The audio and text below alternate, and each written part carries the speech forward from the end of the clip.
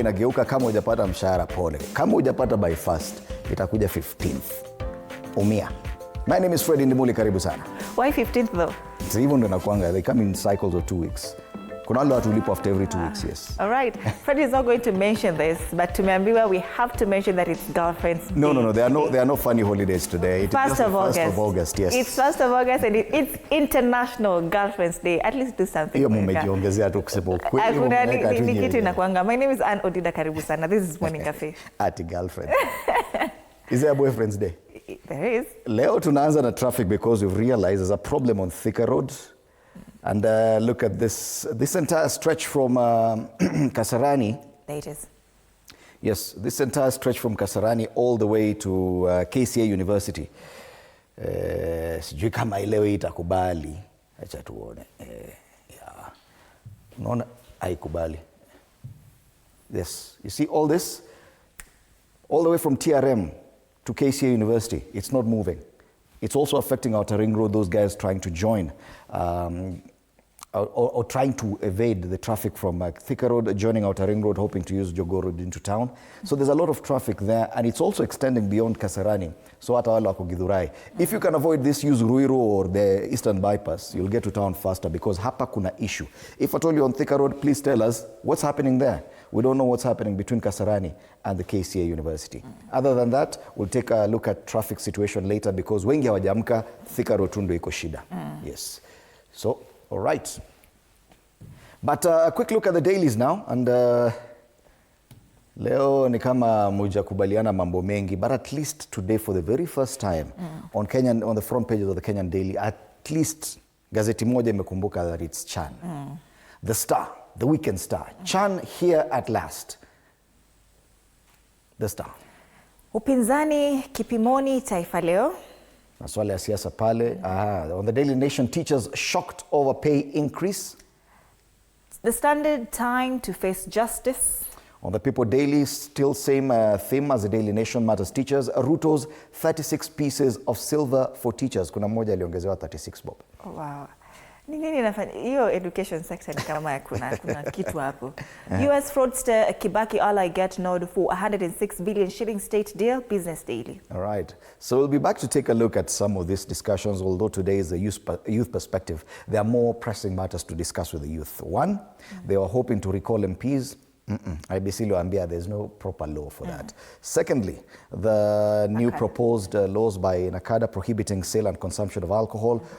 How do they think this will affect their lives going forward? So on the youth perspective, we'll be having this panel of 6 ladies and gentlemen, 3 gentlemen, 3 ladies, starting at 6:30. Do stand by for that. Being a Friday, DJ Granite and Bansi Kimui will be joining me later on from 8 a.m. for great music and vibes and inshallah today. I tell you, it is a feel-good Friday. All right, tuangazie Uganda wanasema nini this morning, and on the Daily Monitor, it's a funding for roads, but I like the play of word, funding roadblock, but it's supposed to be funding for roads. Budget hurdles. Ministry of Works says they have been forced to slam the brakes on major roadworks across the country after the ministry's budget suffered a huge funding blow. Yeah. Na wamekuonyesha barabara pale. One thing Uganda, in comparison to Kenya and even Tanzania, barabara sio nyingi sana zenye ziko under tarmac. Especially outside Kampala. Even Tanzania wako hivyo. Lakini Tanzania wanang'ang'ana kujenga mabarabara. Yes. Rwanda doing very well. Kigali only? Yes. The capital city? Na pengine ile barabara inaenda DRC. Lakini ukiingia kule mashinani, shida. Wanasema barabara, those ones that are fully suspended, Masindi Biso, Kabale, Kiziran Fumbi, ingine siwezi soma. Ile barabara inatoka huko Naja na Nkumbi mpaka Busabara, Moroto, Lokitanyala, Michana, Bujende, hizo zimefungwa kabisa. Even the Kampala Jinja Highway, they've actually fully suspended. Someone is telling me they have the most expensive highway. Na hiyo highway inaweza kuwa inatoka hapa mpaka pale na inaisha, but it's the most expensive. Kuna ile iko expensive kuliko expressway. It's also a highway. Yeah. Kuna zile zimepunguziwa bei, na lakini if at all in Uganda you may be able to identify these roads, but it's there on the front page of the Daily Monitor. There are only other stories. Kabaka Mutebi celebrating 32 years on the throne. Yeah, that's the Bunyoro King Tara King. Namatovu youth who seconded Museveni's nomination for 2026. Remember, Museveni already has an NRM ticket to run for presidency in, is it January or February's election? February next year. So wanaangalia ni vijana wagani walimpigia kura. That's a Daily Monitor. Hii ni kama ni ya Thursday lakini sawa tu. Ya Thursday hii. Lakini mbona hujatuambia what does it take to be cool? To do what? To be cool. Utaki watu wajue hiyo? Learn from me, I can show you a few things. I'm hot and cool at the same time. New Vision, battle for NRMCC slots. Hii si story ilishaisha hii. Well, anyway, they're here among... Among is among them. Among is among them, of course. Kama kawaida. And, of course, some others on the front page. And this story has been covered on page, is it 7? Of the New Vision. Kama kawaida, Museveni is right here on the front page again. Uganda and Kenya signed 7 bilateral agreements. Jana, we talked about this. Leo ndo wanaleta today. And I like the way the guys in suits are looking at the mzee. Mzee amevaa tu ile shati yake ya white na kofia kawaida na gumboots. Ni mask tu ndio hakuna. Alafu guys in suits are like, oh mzee. Anavanga koti kweli. Not his thing. Yeah, he's a hot guy. How to be cool.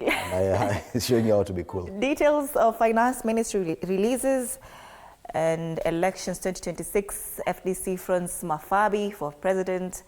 At least we are seeing other parties as well being talked about. Chagulani has also unveiled a campaign poster. Chagulani is Bobby Wine. Chagulani. New Vision. All right, we cross the border into Tanzania. Tuangazia wanazungumzia nini on the front page of The Citizen. High varsity dropout rate prompts concern. And interestingly, there's discussion around Kenya and the funding for universities. Jana niliona communication that university fees have been reduced. But unaitafuta hivi kwa magazeti and you'll struggle. Okay, maybe kuna gazeti moja imeeka. I'll be back to take a look at that. So in the 2023-24 academic year alone, 3,025 students dropped out of universities in Tanzania, including 2,319 who were discontinued mostly due to poor academic performance. Sio kukosa pesa. Vijana wasomi. Privilege lakini hawasomi. Hawashiki kabisa na wako university. Afadhali Kenya ukiona mtu ame drop out sana sana ni sababu ya fees. Pesa ikosekane. Lakini ati kukosa kushika elimu, hatukuangi hivyo. Na wanda wanatuambia wanamefunga border tusiende kufanya kazi. Tanzania boosts standing with new logistics facility.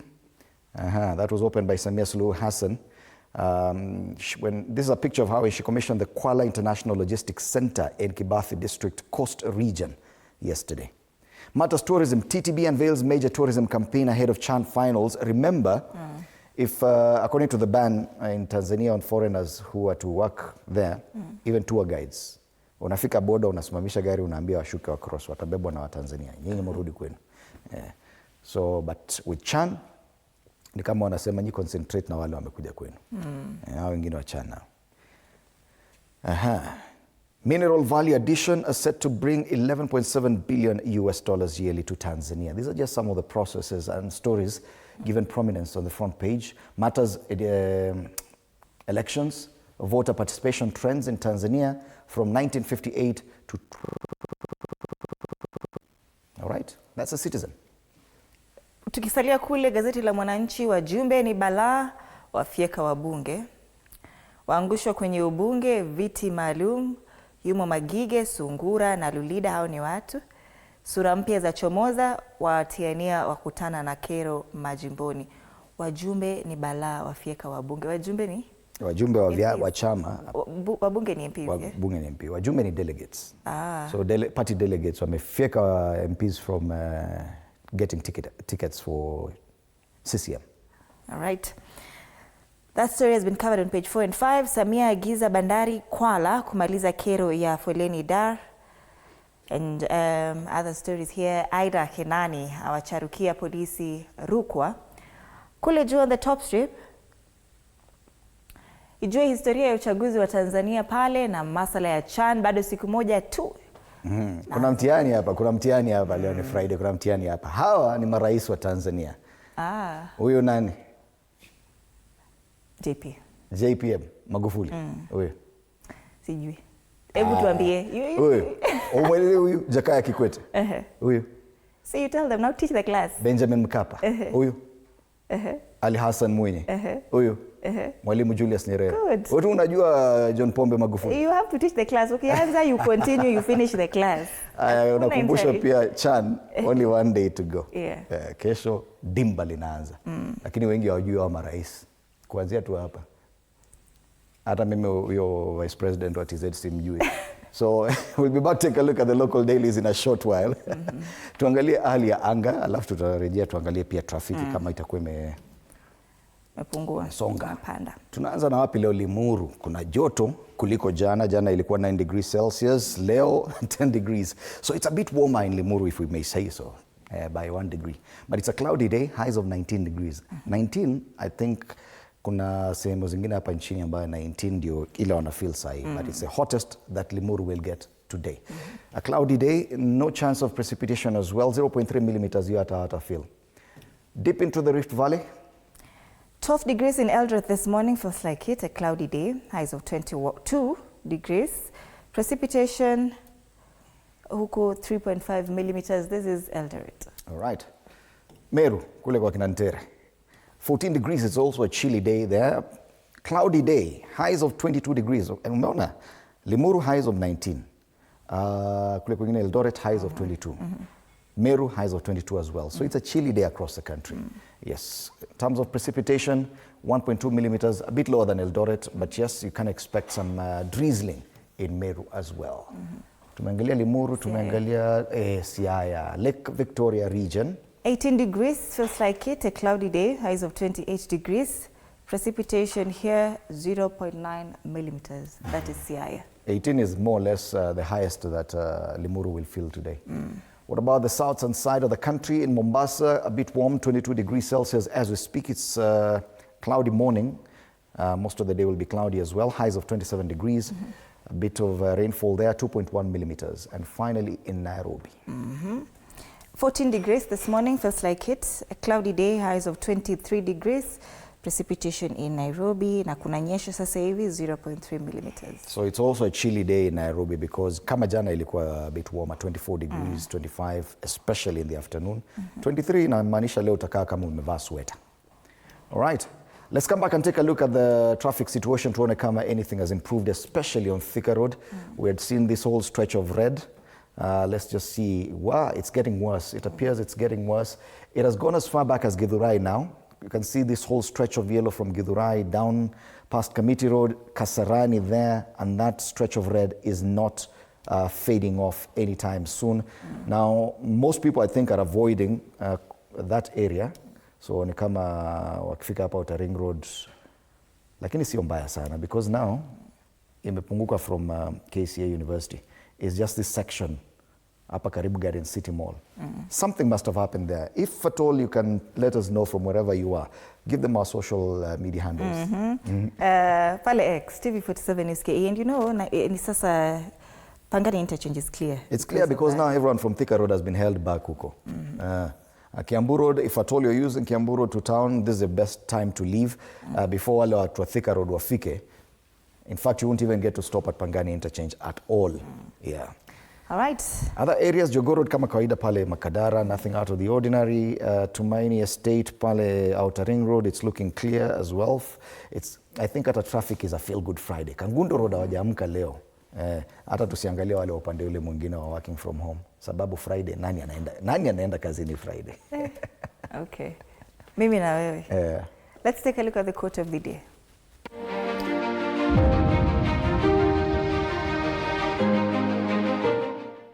Challenges are the stepping stones to growth. It's through pushing past obstacles that we uncover true strength and build the resilience needed for success.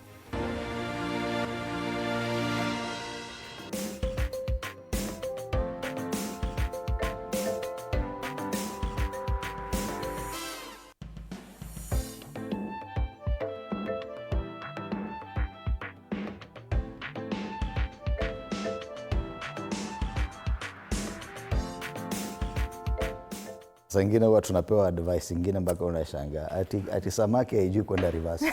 Who thinks like that asubuhi Friday? Kama kusema life is like rice. Let's come back and take a look at the local dailies, and let's start off with the Daily Nation. Teachers are complaining. It is teachers' shocker of a pay increase. Some union leaders have alleged illegal deductions on the July pay slips of tutors. Celebrations by teachers of a recently sealed 33 billion shilling pay deal have been short-lived after it dawned on most that their take-home is a drop in the ocean, with some lamenting the increment is less than 1,000 shilling per month. Disgruntled tutors are now accusing their unions and the government of hoodwinking them with a mouth-watering bargain, only to be left holding the short end of the stick. I've read the story. Inasemekana, pesa ziliongezwa ndio, but the unions are deducting a lot more because wanasema walifanya kazi sana hiyo during the bargaining of this deal. So kuna mtu amekatwa mpaka hiyo increment ikabaki 36 shillings. Yeah. 36 bob. 36 bob. Unaenda nyumbani unasema, unaambia bibi yako nimeongezewa pesa. Nimeongezewa mshahara. So you can read this story there on the page 8 of this, and they've broken down the different groups from C1 to D5. C1 is the highest job group. Number of teachers, 125,000. No, D5 is the highest. C1 salary by end of 2029 will be 35,000 shillings. The pay increase there, 1,700. Lakini the highest, mwenye na 135, ameongezewa 985. Unaenda una celebrate. Hiyo hata ukinunua token ya stima inakaa siku 3. Nduta spared execution in Vietnam, sent to jail for life. Margaret Nduta has been on the death row for 2 years following her arrest and conviction on drug trafficking charges in Ho Chi Minh in Vietnam. Yesterday, Vietnam People's Supreme Court upheld a conviction but commuted her death sentence to life imprisonment. Now, many people in Kenya would not understand this because Kenya does not, hata ukikuwa sentenced to death, you do not, you're not hanged or you're not killed. But in places like Vietnam, ukipewa death sentence, ni death sentence ya ukweli. Yeah, because they'll have to execute you. But now, this has been commuted to life in prison for this Kenyan who was caught on drug trafficking charges there. Lakini nakumbuka Kenya akifight for her during that time on social media. Free Nduta from that. Well, she'll have to spend the rest of her life in that Vietnamese prison. Other stories given prominence here pale juu. Opposition explores joint nominations in mini polls battle with ruling side. Na ni kama, I don't know why, but it appears this story ni kama ina fade kiasi. Haina ile umfu. Sirigijia kwa majuu. Nilikuwa nimesahau. And state reduces varsity fees after concerns of a new funding model. And I would have imagined that this was going to be the top story on most of the front pages. If at all, because we've been talking about university funding for quite a while. But I don't know why most of the papers have decided it's not a big story. But it's there on page 10 of this daily, the Daily Nation. You can read more because they've actually put a breakdown of who should pay what, when, and how. Huge reprieve for parents as state reduces university fees. On the back page, Angola aim for the knockout stage. Matters Chan, 1 day to go, and you can see pictures there of the Angolan team arriving at the Jomo Kenyatta International Airport yesterday. Meanwhile, DRC, they also landed at the JKIA yesterday. They'll be facing the Harambee Stars on Sunday at the Kasarani. A big game, that one. Unaona kama Harambee Stars watachapa DRC? Batoto ba Mungu. Sidhani. DRC, let me tell you, people dismiss the DRC, but it's the biggest country in Africa, and they are very good at a lot of things, including football. Nilikuwa naona mtu sports expert akisema exactly that on Twitter yesterday. Batoto ba Mungu. All right, from the Daily Nation. Business Daily, U.S. fraudster Kibaki ally get nod for 106 billion shilling state deal. Nasema kwamba campaign associated with former aide to President Mwai Kibaki and an American investor charged with defrauding U.S. citizens of 1 billion shillings in a fake Kenyan project has received initial approval from the Treasury for another 106 billion water contract in Lamu under an Adani type deal. That story is on page 2 of the Business Daily. Treasury to sell 65% stake in Kenya Pipeline, that is IPO, and the Treasury will sell a stake of up to 65% in Kenya Pipeline via an initial public offering on the Nairobi Securities Exchange.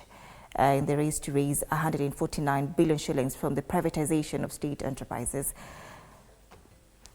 EABL raises dividend on 12 billion shillings profit, and on the ticker, US tariff deadline looms over Kenya as Trump stands firm, and Kenya is staring at a 10% tariff on exposure to the US from August 1st as it waits for Washington to respond to its appeal for a review.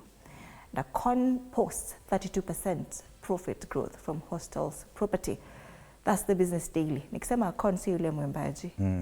Acon ni property developer. Wala mwingine ni Acon. Oh, Acon. All right. Sawa. Kuna kitu nyingine?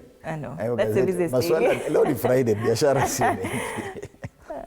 The Standard, time to face justice. In the soup, a legal firestorm is closing in on top state officials as the government faces mounting accusations of crimes against humanity over the brutal crackdown on Gen Z protesters. Presidential aspirant and gospel musician Reuben Kigame has filed a petition asking the court to, among other things, find the security chiefs responsible for the deaths of over 100 Gen Z protesters, a crime he argues warrants adjudication at the International Criminal Court.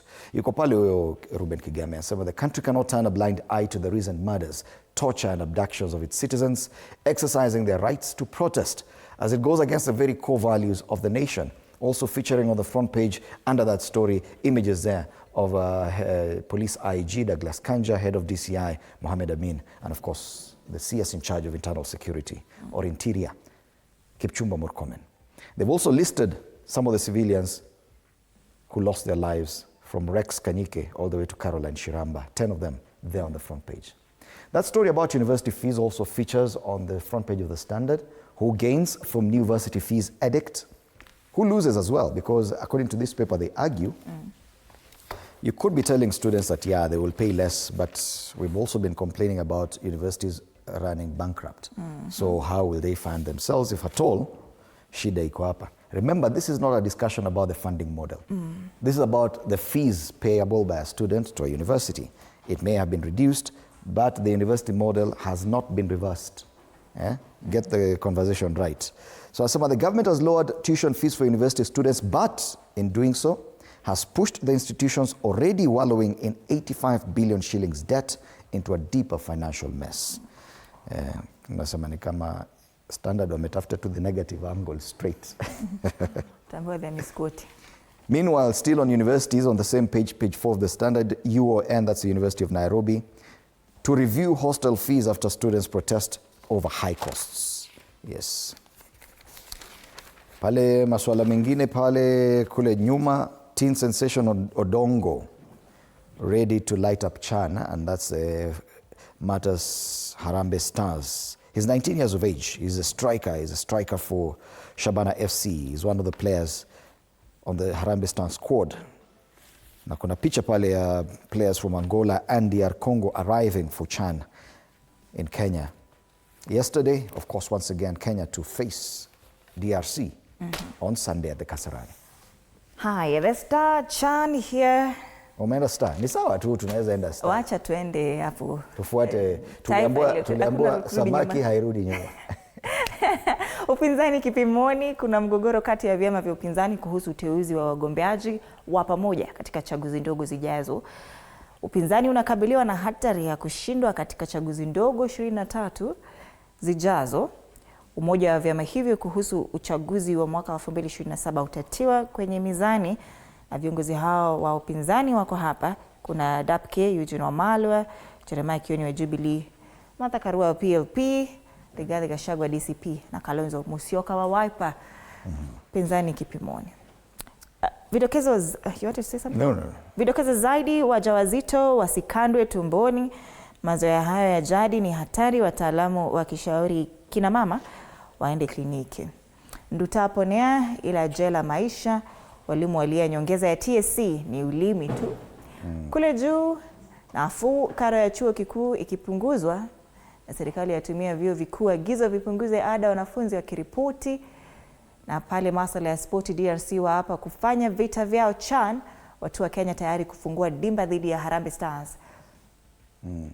Kufanya nini? Kufanya vitu. DRC wa hapa kufanya vitu. Watafanyia Harambee Stars ile kitu. Lakini watafanya vitu. Hata sisi tuko hapa nyumbani. Wasituletee hata wao. Hata sisi ni batoto ba Mungu bana. Watu wa rumba. Taifa leo.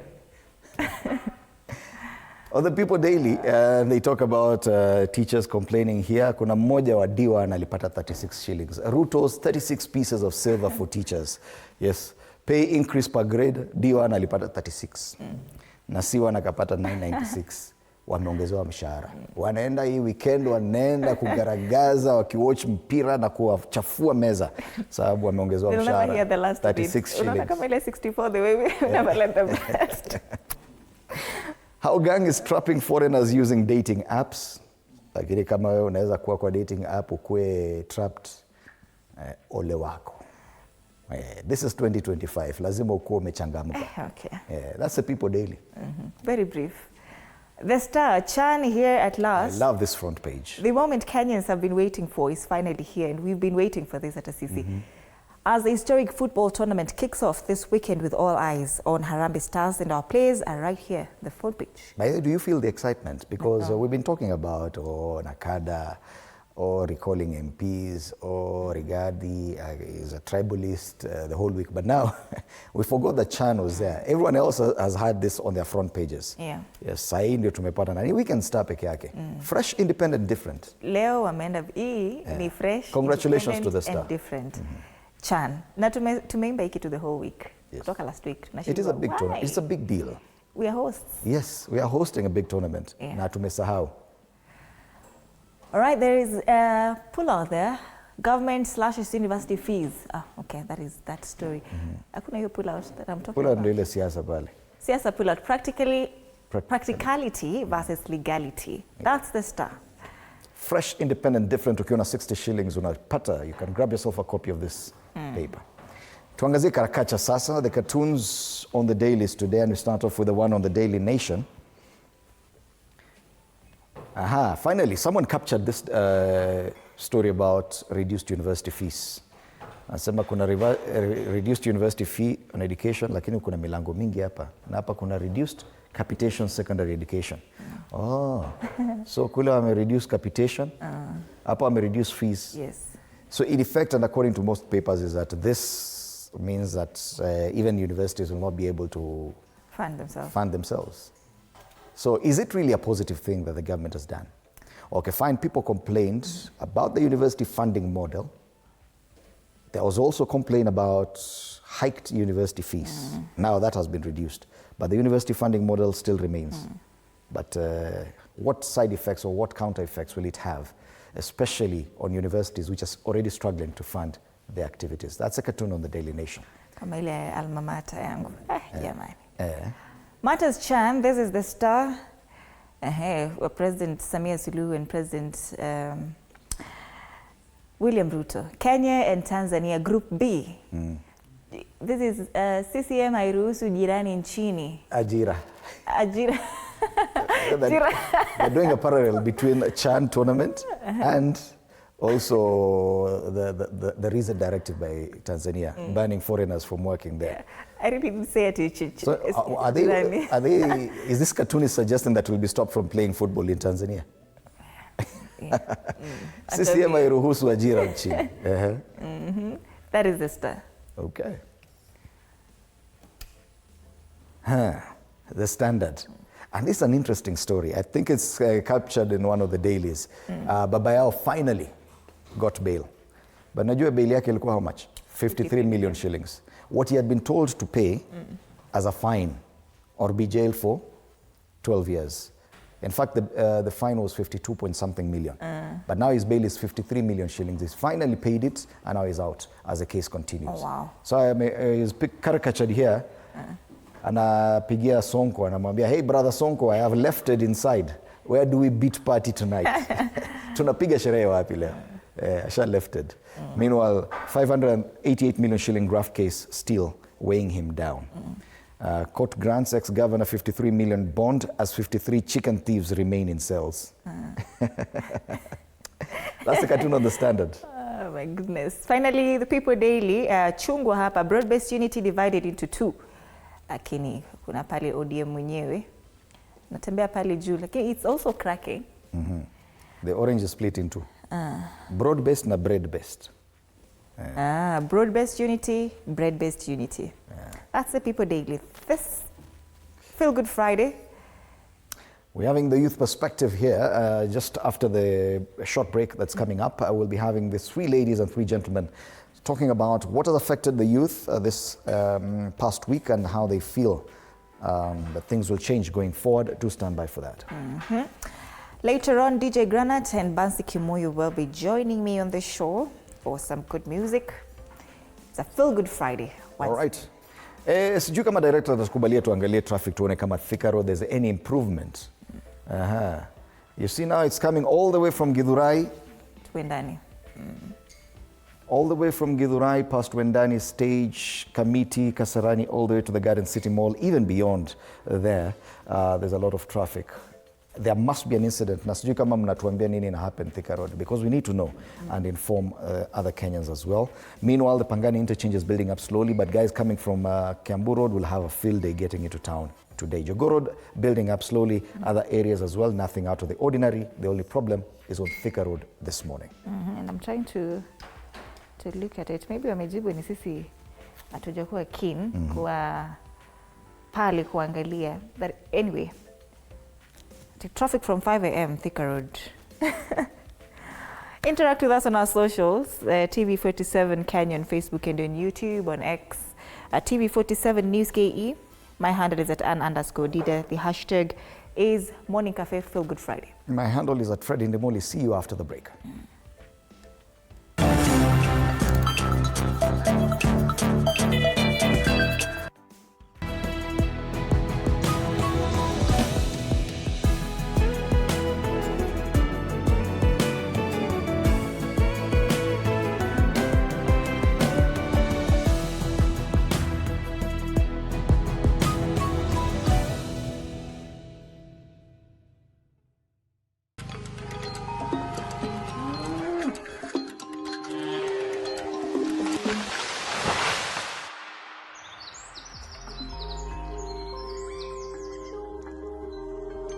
Our world is changing every day, and so should we, for the better. Each week, we tackle the big why, the question that should be on everyone's mind. Why isn't this fixed yet? Deforestation, global warming, and the adverse effects of climate change. The future isn't just something that we inherit, it's something that we create. Join us on The Green Fix as we tell the stories of those who refuse to give up.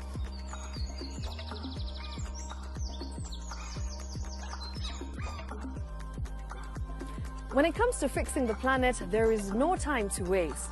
Join me, Shiksha Arora, on Thursdays at 9 p.m. on The Green Fix as we look into the big why, you and I.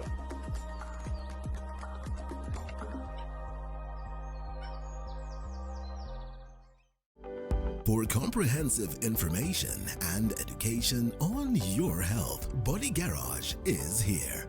Don't allow anyone to pluck out your good tooth as long as it is strong and stable. Cancer doesn't start today and you get the symptoms tomorrow. By the time you pick it or the time it is manifesting in you, probably will be there about 5 to 10 years. The eye is the window to the rest of the body. Don't forget to stay hydrated. And of course, you at home do take your water. So the ultimate test is actually you check your urine. Your urine should be clear. Clear like the water? Yes. Should be able to see the other side of the urine. If your urine is colored or has changed color, you cannot see the other side, then you have not taken enough water. Don't forget regular health checkups. Early detection saves lives. I want the message be, we can prevent cervical cancer. We prevent cervical cancer in several ways. You have young girls and even somebody who's above that age, you can pay at least every 3 years. Somebody should have a pap smear done. If you are 40, 45, 50, going upwards, once a year, please go see a doctor. Yeah, it's just for normal routine maintenance.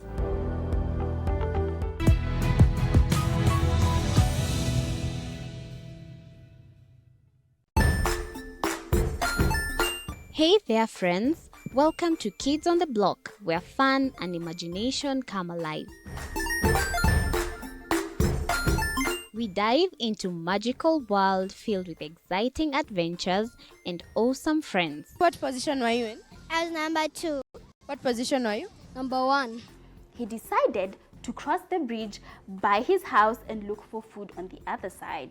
We're going to do half cup of chocolate chips, and the other one, we're going to do half cup of the blueberries. So, grab your imagination hats and get ready to explore with us.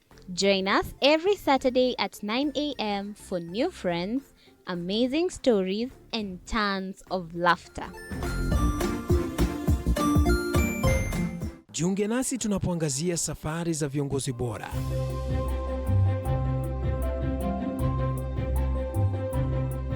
Kutoka kwa ushindi mkubwa hadi masomo magumu. Wakati wetu kwamba wasichana si wa kusoma, ni wa kuolewa, ng'ombe ipatikane, wazazi wakuwe watajiri. Tunashughulikia yote. I wish I were a better investor. My parents taught me how to look for things for myself. Tazama Mfahamu Kiongozi, ambapo kila kipindi kimejaa maarifa, mikakati na hadithi za kukuza azma yako. For me to succeed, I have to fight. Kila Alhamisi saa 1:30.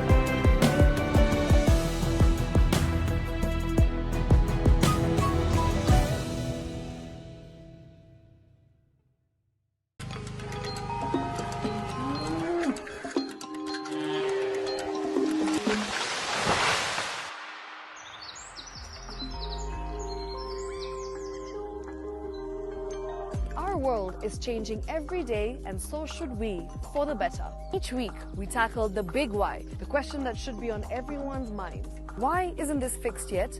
Deforestation, global warming, and the adverse effects of climate change. The future isn't just something that we inherit, it's something that we create. Join us on The Green Fix as we tell the stories of those who refuse to give up.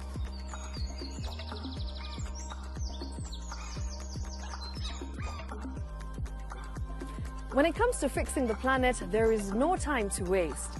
Join me, Shiksha Aurora, on Thursdays at 9 p.m. on The Green Fix as we look into the big why, you and I.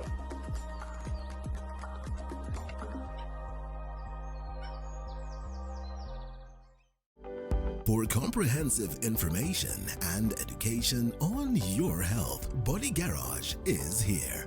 Don't allow anyone to pluck out your good tooth as long as it is strong and stable. Cancer doesn't start today and you get the symptoms tomorrow.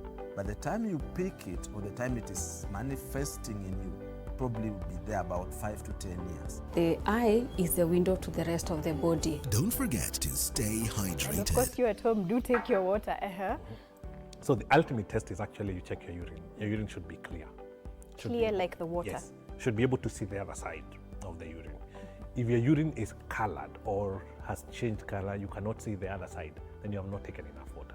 Don't forget regular health checkups. Early detection saves lives. I want the message be, we can prevent cervical cancer. We prevent cervical cancer in several ways. You have young girls and even somebody who's above that age, you can pay at least every 3 years. Somebody should have a pap smear done. If you are 40, 45, 50, going upwards, once a year, please go see a doctor. Yeah, it's just for normal routine maintenance.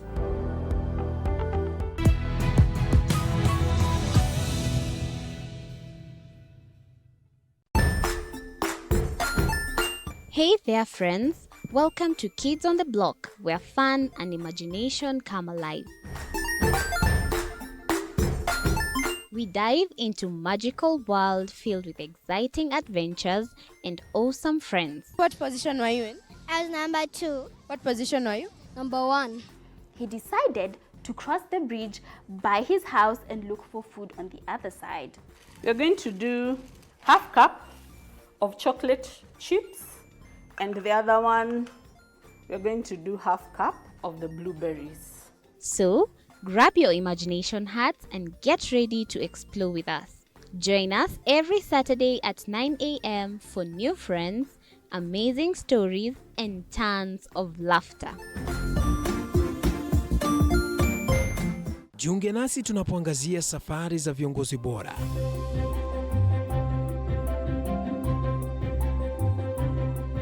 Kutoka kwa ushindi mkubwa hadi masomo magumu. Wakati wetu kwamba wasichana si wa kusoma, ni wa kuolewa, ng'ombe ipatikane, wazazi wakuwe watajiri. Tunashughulikia yote.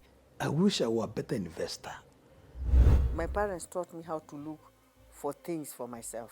Tazama Mfahamu Kiongozi, ambapo kila kipindi kimejaa maarifa, mikakati na hadithi za kukuza azma yako. For me to succeed, I have to fight. Kila Alhamisi saa 1:30.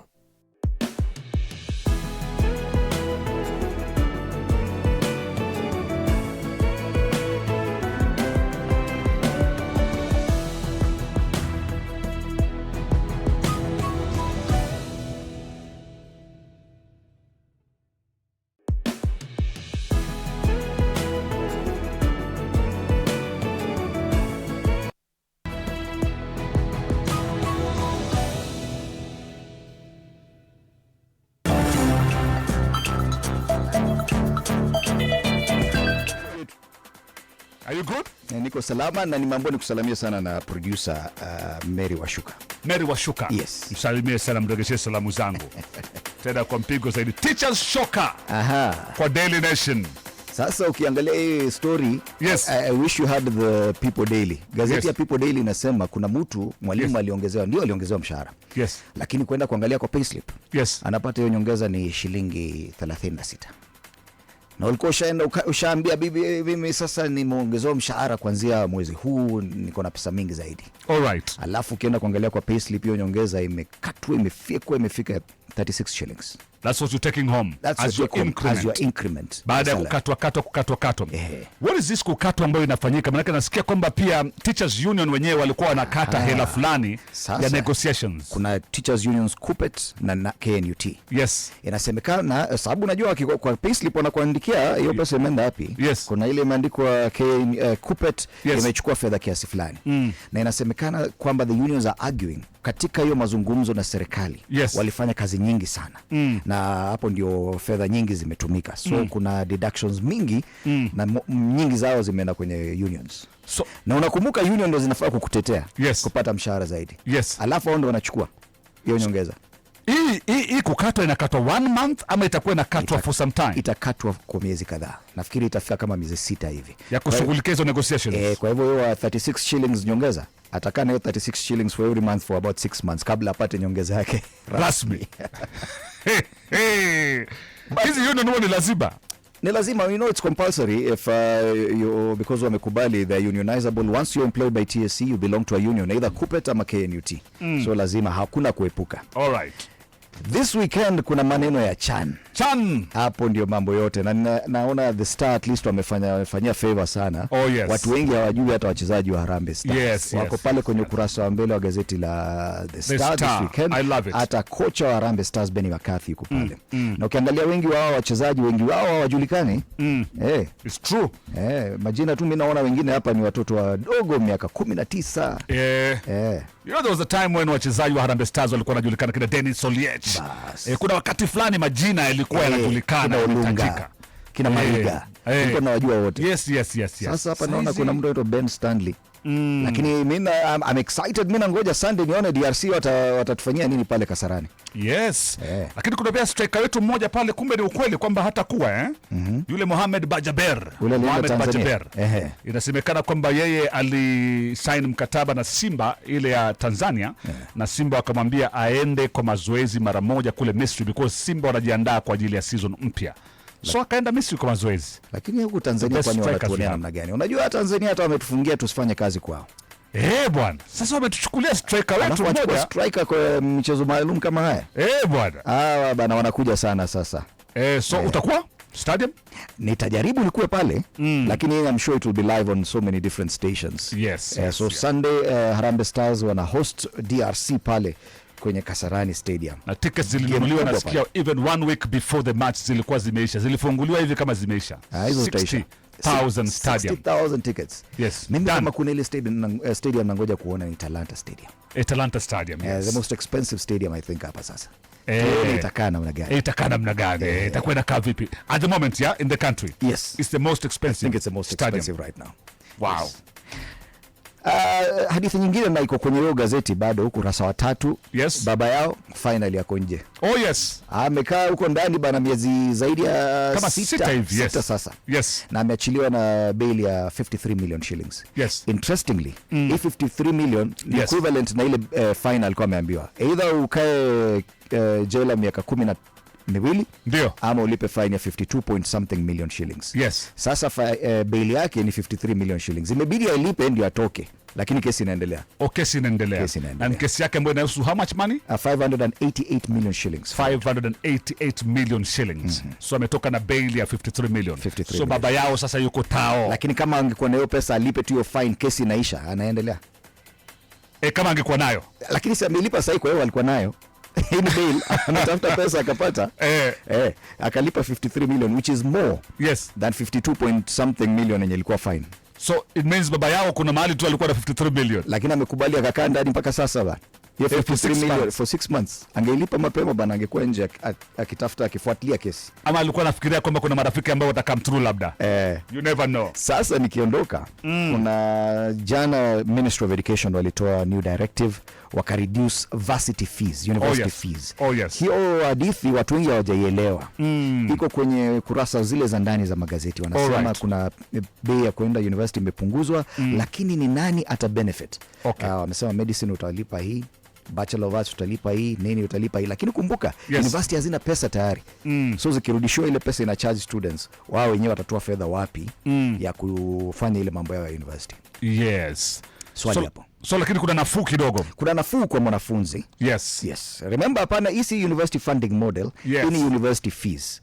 Fedha ambazo wanafunzi wanalipa kwenye chuo kikuu. Sio university funding model. No, university funding model is a different discussion. All right. Ini unalipa fedha ngapi kwa university? Kumbuka ilikuwa imeongezwa. So hiyo ndio imepunguzwa kidogo kulingana na wizara ya elimu. Okay. Shukran sana Fred Indimuli. Asante sana. Na even as I go back, this is one of the stories covered on TV47. Let's have that story before I engage the youths in studio on TV47. Tena kwa mpigo zaidi public outcry and a government promise to ease the financial burden on students.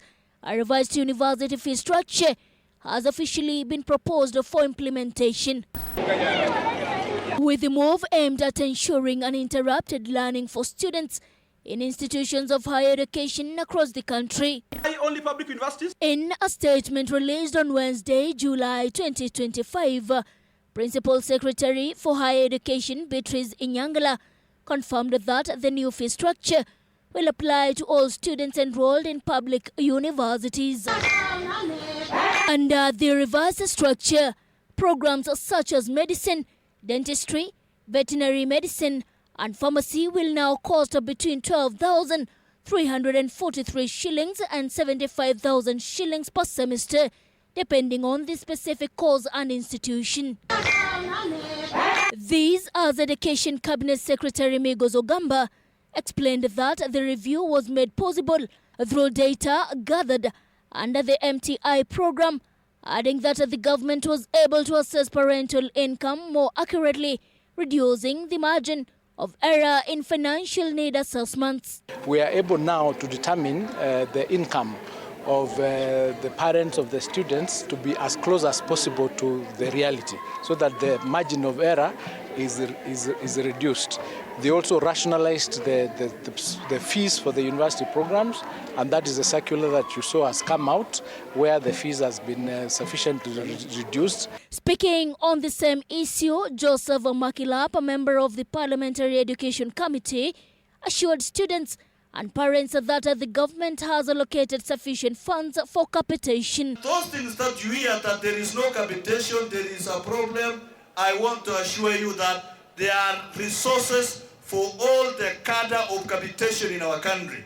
The legislator adding that Parliament is committed to ensuring that progress made in the education sector is not rolled back.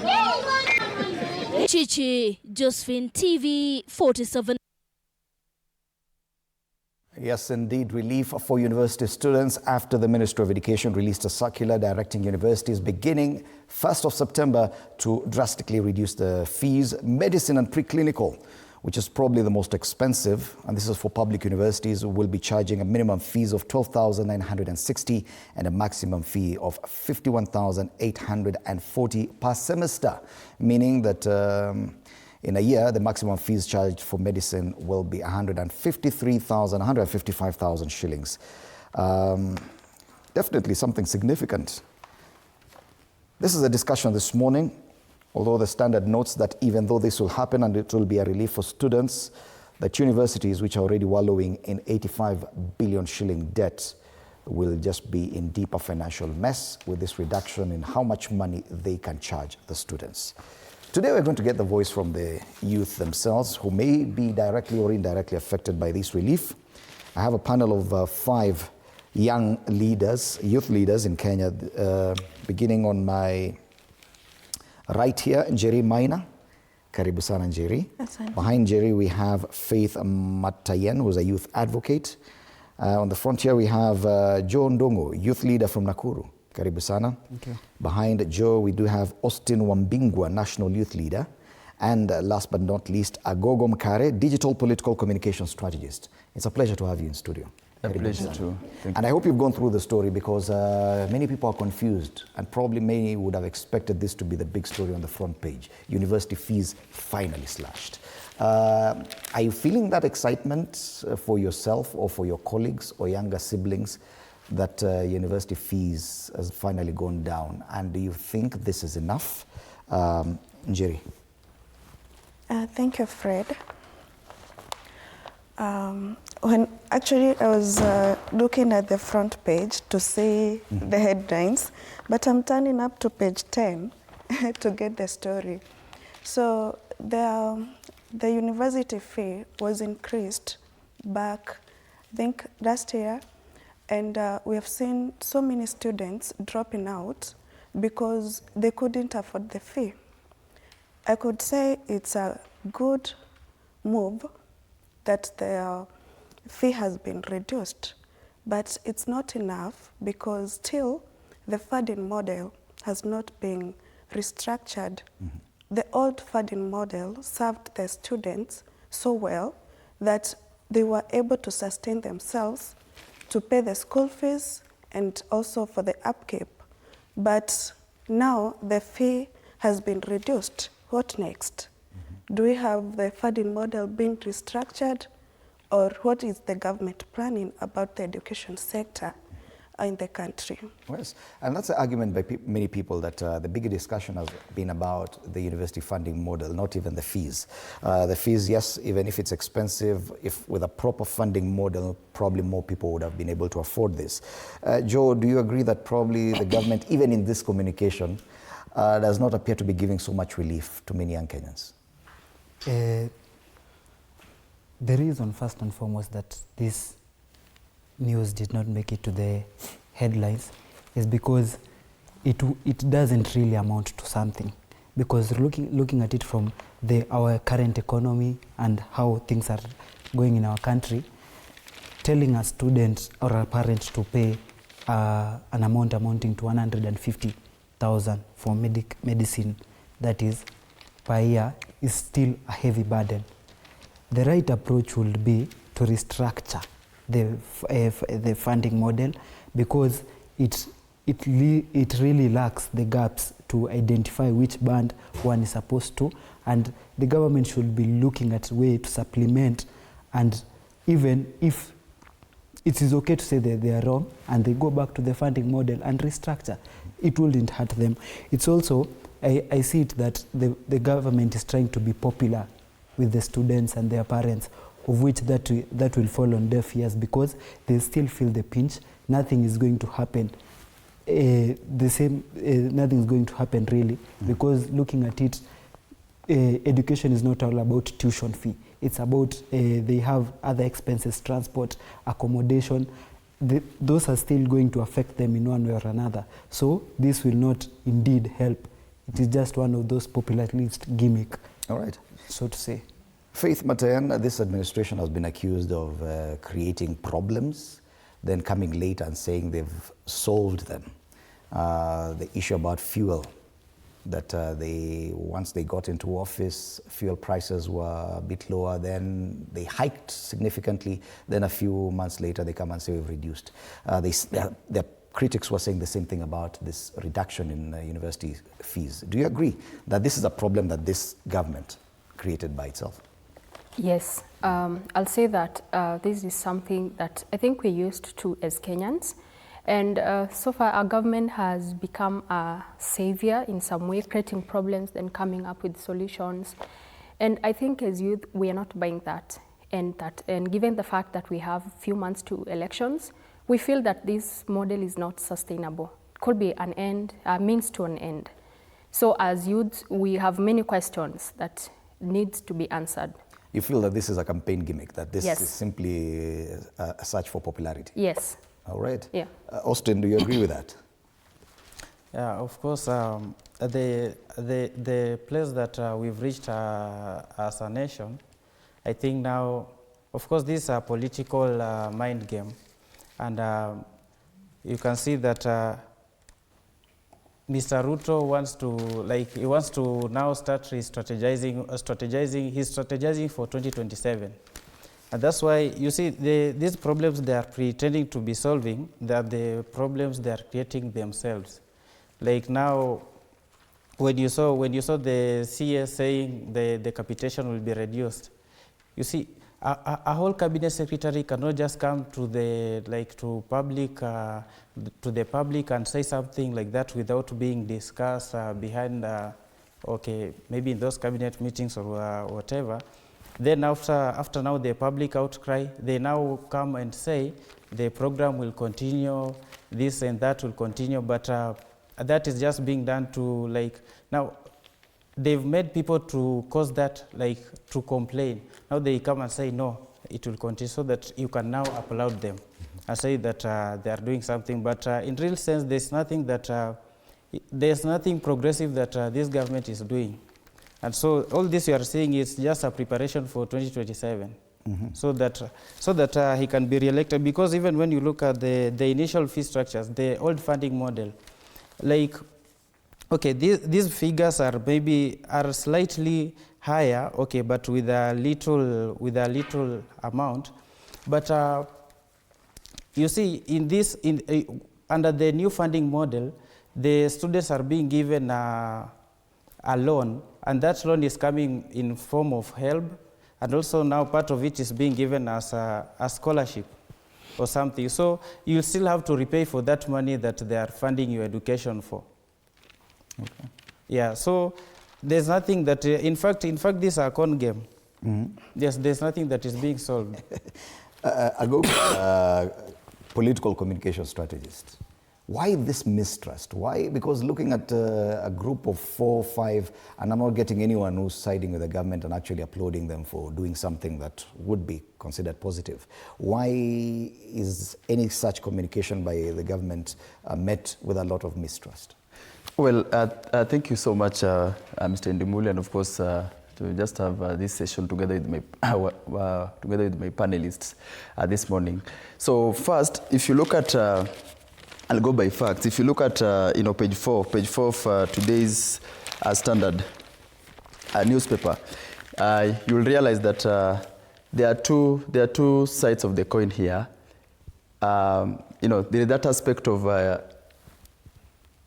the government delaying to do what? To remit some of these funds, and then there is that aspect of uniformity in payment.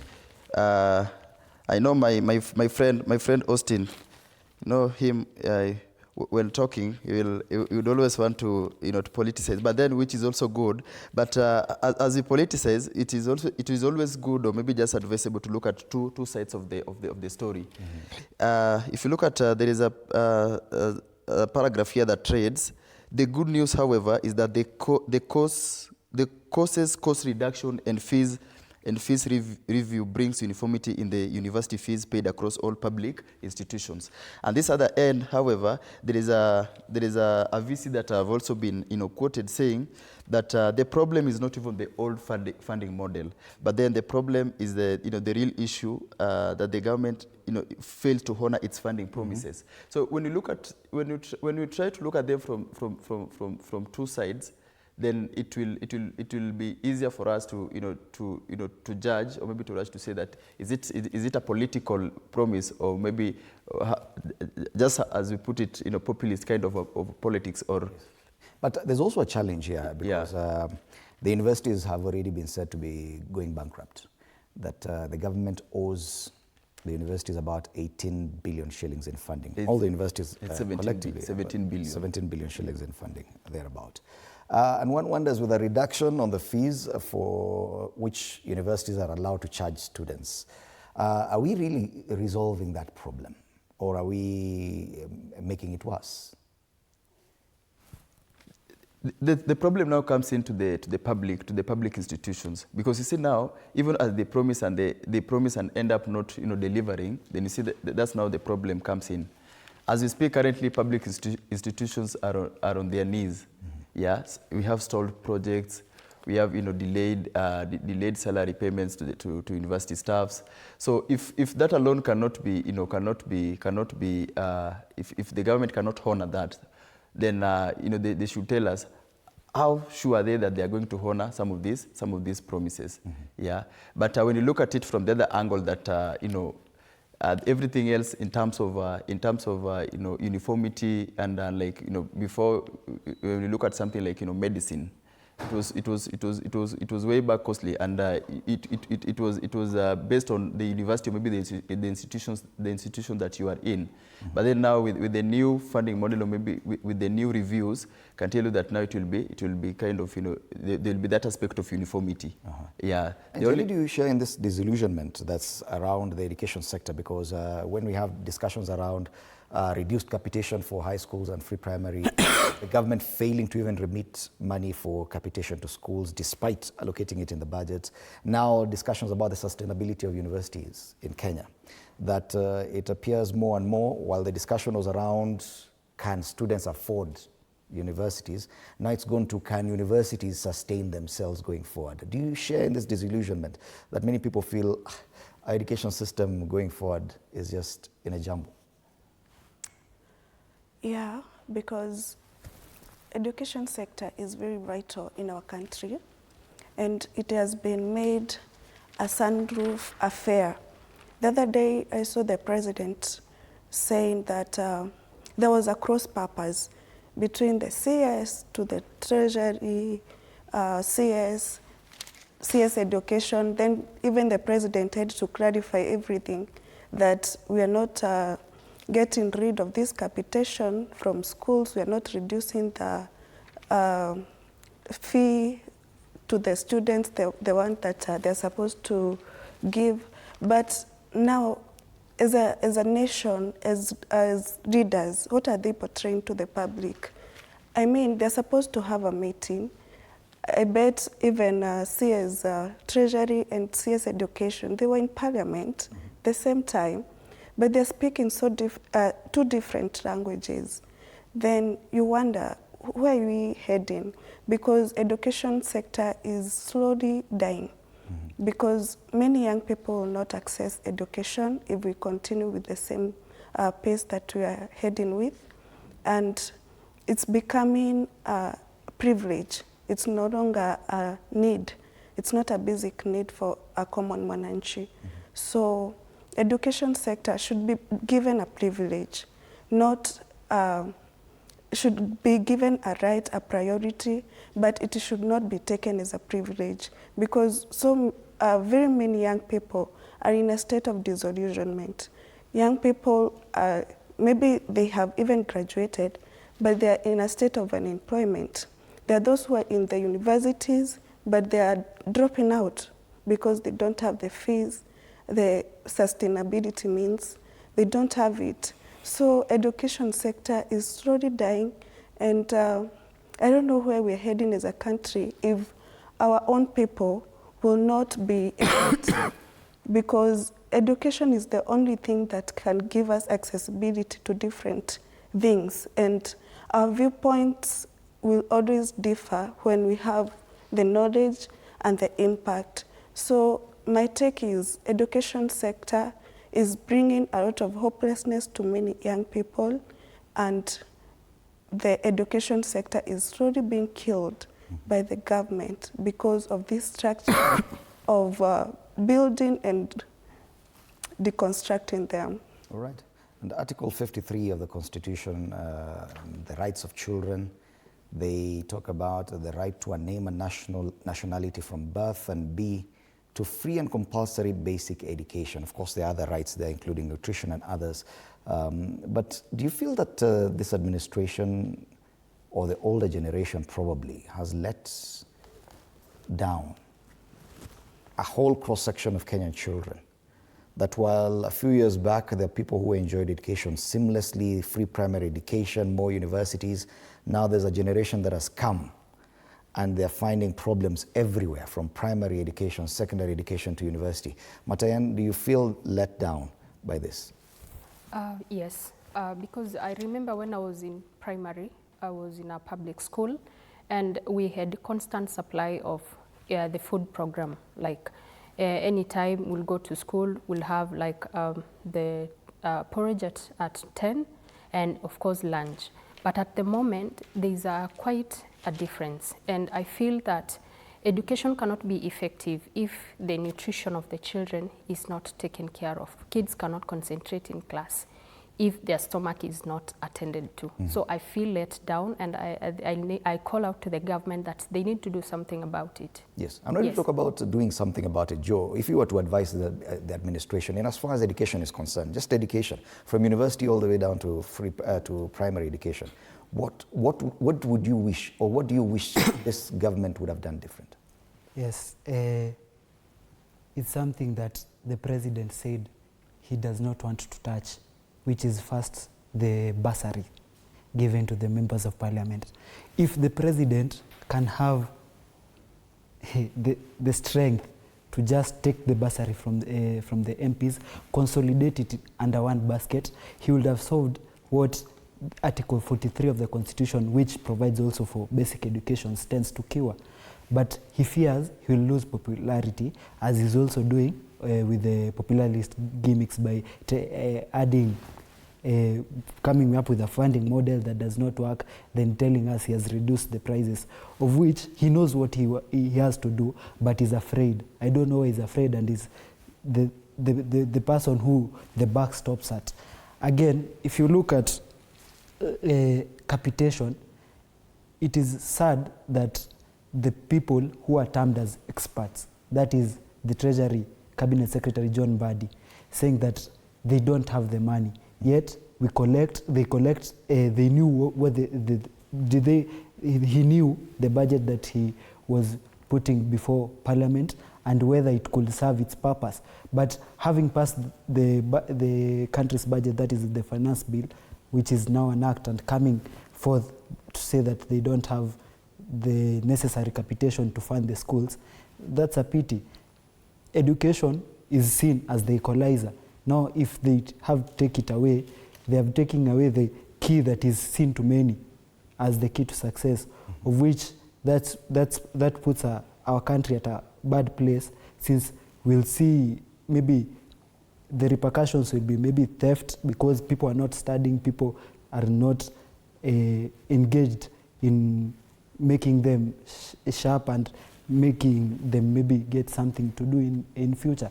And also on the university funding model, I think he has technocrats. He has people that he can access, people who know how these things can work. He should just consult, know how to pay the public university debts so that they should not collapse. A few weeks ago, on the papers, there was news that they wanted to do away with satellite campuses. Now, when they do that, the repercussions will be that employment levels will go down, since lecturers, those working in those satellite campuses, will lose their jobs.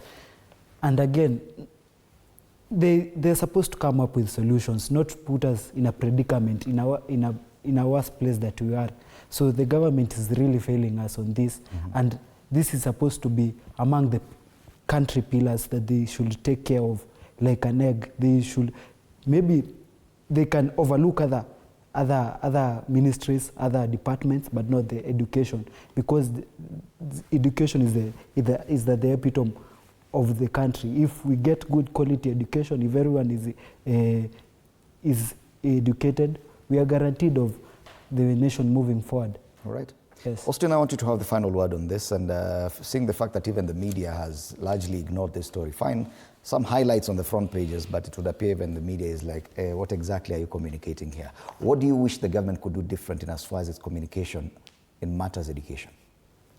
First, let me say that if they are going, they can decide to maybe play with a lot of sectors, mess with a lot of sectors, but at least let them not touch the education sector.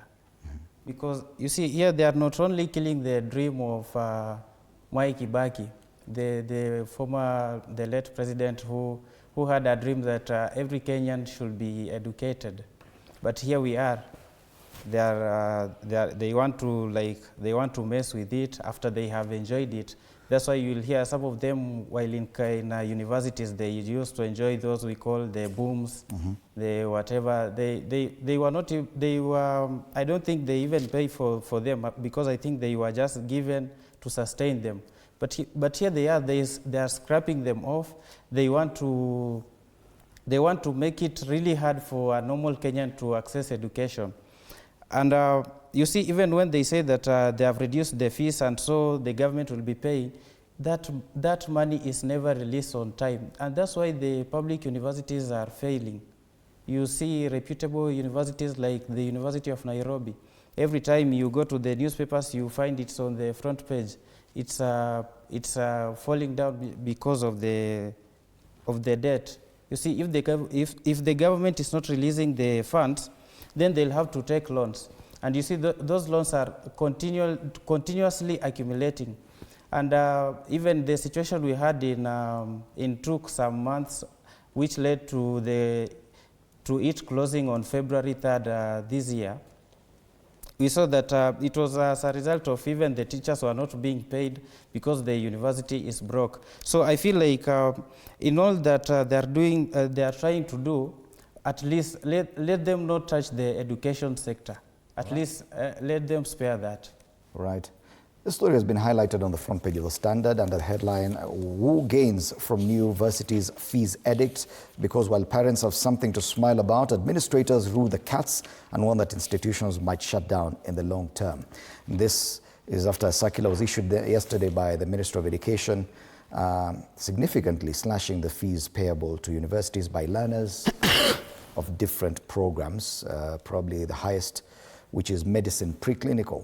Minimum fees 12,960, maximum fees 51,840, meaning that in a year, because these charges are per semester, in a year, the highest that any student who is doing medicine clinical will pay is about 155,000 shillings. But what does it mean for universities in as far as sustainability of their programs are concerned?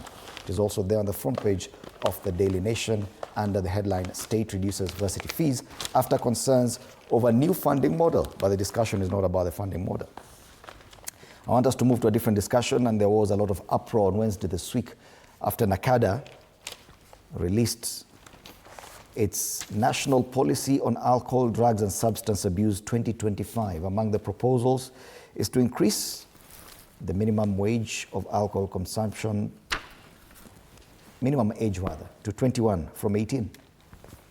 Other proposals are aimed towards controlling the sale and consumption of alcohol, including where you can access alcohol, where you can buy, and how you can interact even online with deliveries of the same.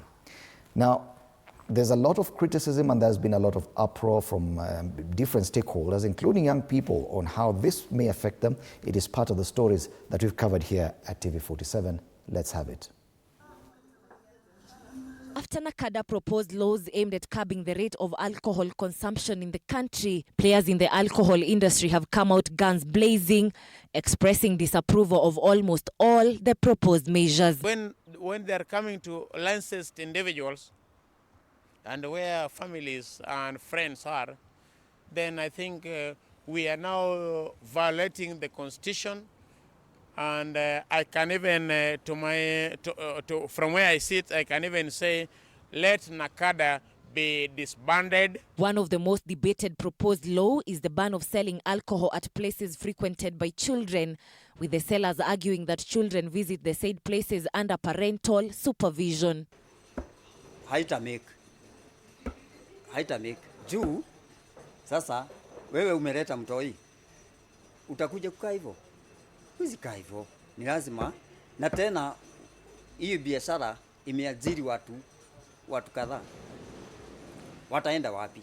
Stakeholders now explaining that most city residents live in apartments which often lack outdoor space, arguing that bars that include recreational facilities for children give parents a valuable opportunity to relax and unwind after a busy week, while also spending quality time with their kids.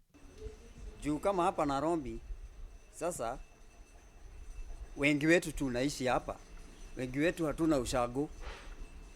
Hatuna ushago. Ati utapeleka hao watoi wakacheze. Saa kama saa hii wako nyumbani wote.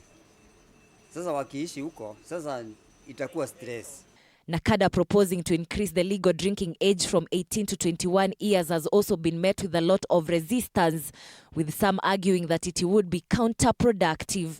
Sasa ndio pombe watakunywa mpaka 16 years. Juu watakuwa wakikunywa kama wamejificha. Na mbona 21 atashindwa aje kukunywa shwali? So kuchange itakuwa ngumu, lakini kuna wenye itasaidia, lakini itakuwa ngumu kiasi.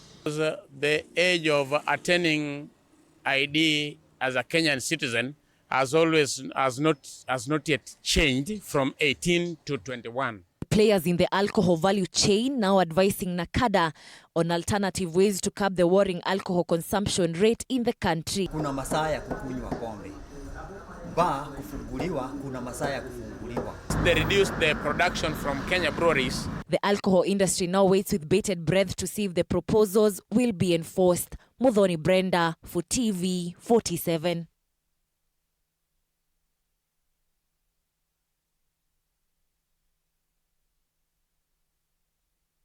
Yes, a very interesting debate there. And as far as a proposed policy on regulation of alcohol consumption and sale. Now, how does it affect the younger Kenyans? Agogo, the issue of raising the age of anyone who can consume alcohol or interact with it from 18 to 21 brings in a lot of debate, because there is a provision on lack of discrimination, whether on gender, race, or even age, provided for in our Constitution, Article, I'll get it correct, I think I've missed that one. But the issue is, as an 18-year-old, you already have a national ID. As an 18-year-old, you're allowed to work anywhere, including in places where alcohol is sold. By raising the age to 21, do you see a conflict there, and do you see a possible conflict with the Constitution? Well, Indimuli, you know, usually you don't come to just Kenyans and or maybe on thoughts of Kenyans, and you are like, this is how you want certain things to be done. Something like drug and drug abuse. The most ideal thing could have been to sensitize, to sensitize the public. You sensitize the public. You come with the advocacy sessions that you see now for this. In this case, we are looking at the youths. But then when you come up and coming up with the harsh regulations, and you are like, this is how you want things to be done, And this is a business in its own, entity. So, and then we also have people who entirely depend on that as a business. Not even private business owners, government itself, depend on that when it comes to revenue.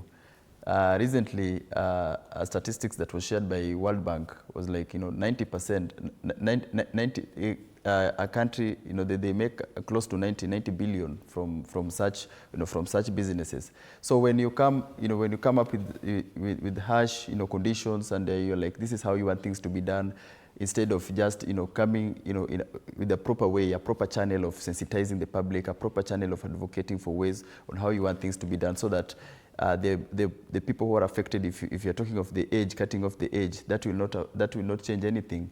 As we speak now, we are in the digital space. We are in the digital era where some of these things, they can be accessed anywhere, be it online or maybe just on the social media platforms. So if you talk of age, 18-year a Kenyan, the moment you reach 18 years, you are an adult. And as we speak now, there are also conversations that, at least because of the level of awareness by youths, at least now they're thinking of reducing this age to, maybe we can talk of that age that you can attain your ID should be maybe from 16, because of the maturity level. So if you come here and then start telling us that you want to raise the age from 18 to 21, you see, you won't be helping, and without taking proper, taking people, maybe Kenyans, and in this space, the youths who are the most affected on the side effects, just sensitizing them, enlightening them, and educating them. Without that, then we won't be solving anything. All right. Yeah. And the article providing for equality and freedom from discrimination is Article 27 of the Constitution.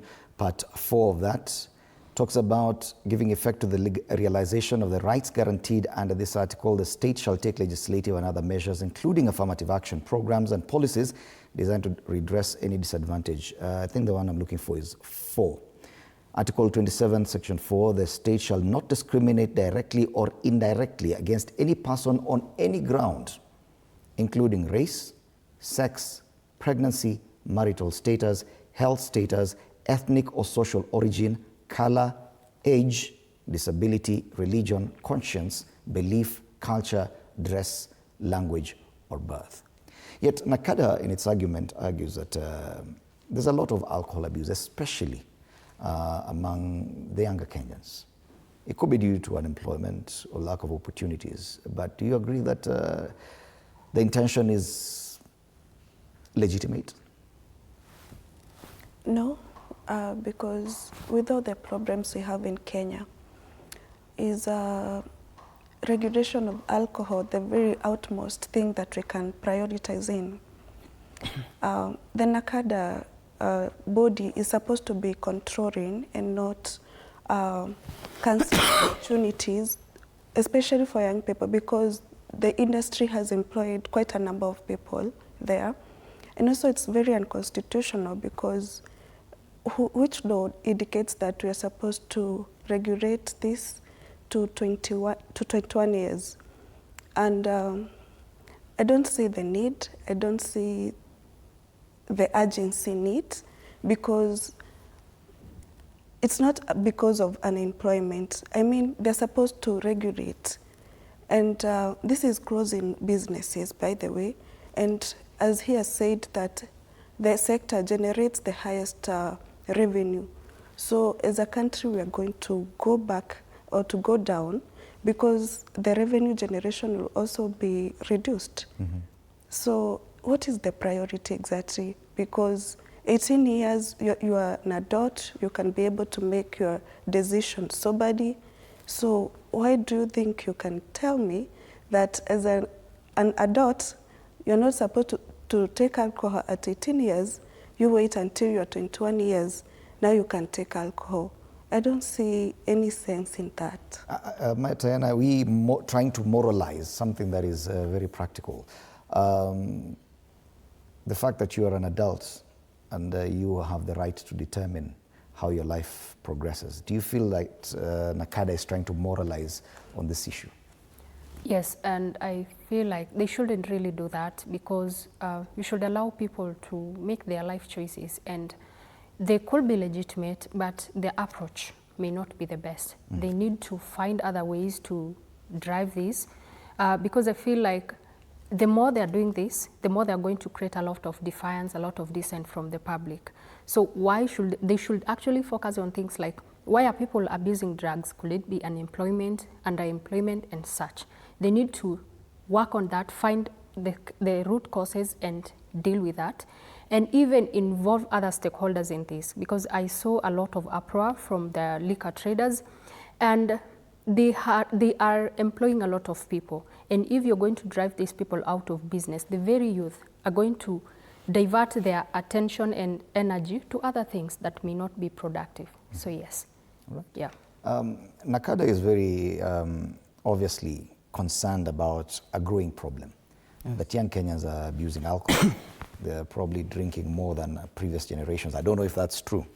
But there's a way that young people process information. Their psyche is very different. There's an intergenerational gap on how people think about their problems and how to solve them. Do you think this is the best approach to the younger person who's 18 to 21, that this, another policy framework, could be the best way to deal with such issues? First and foremost, we trust an 18-year-old to vote, to cast a vote, and to make the right decision. But we don't, they seem not to allow, or rather to trust that also he or she can make the right drinking decision. So that's a wrong approach. And again, these were just policy recommendations, and I think this served as public participation, which is enshrined in Article 10, where people really gave out negative sentiments towards the recommendation. So NACADA, in as much as they seem to help, I think they want to help, they should look at it from a different angle, which is sensitization. Because when you raise the age limit and also where people can be able to get alcohol, you not only uplift their moral status, but also you are killing the economy. Our country is a 24-hour economy, of which during the night time, 85% of economy is run by these night joints. So it will have negative repercussions if they choose to go on that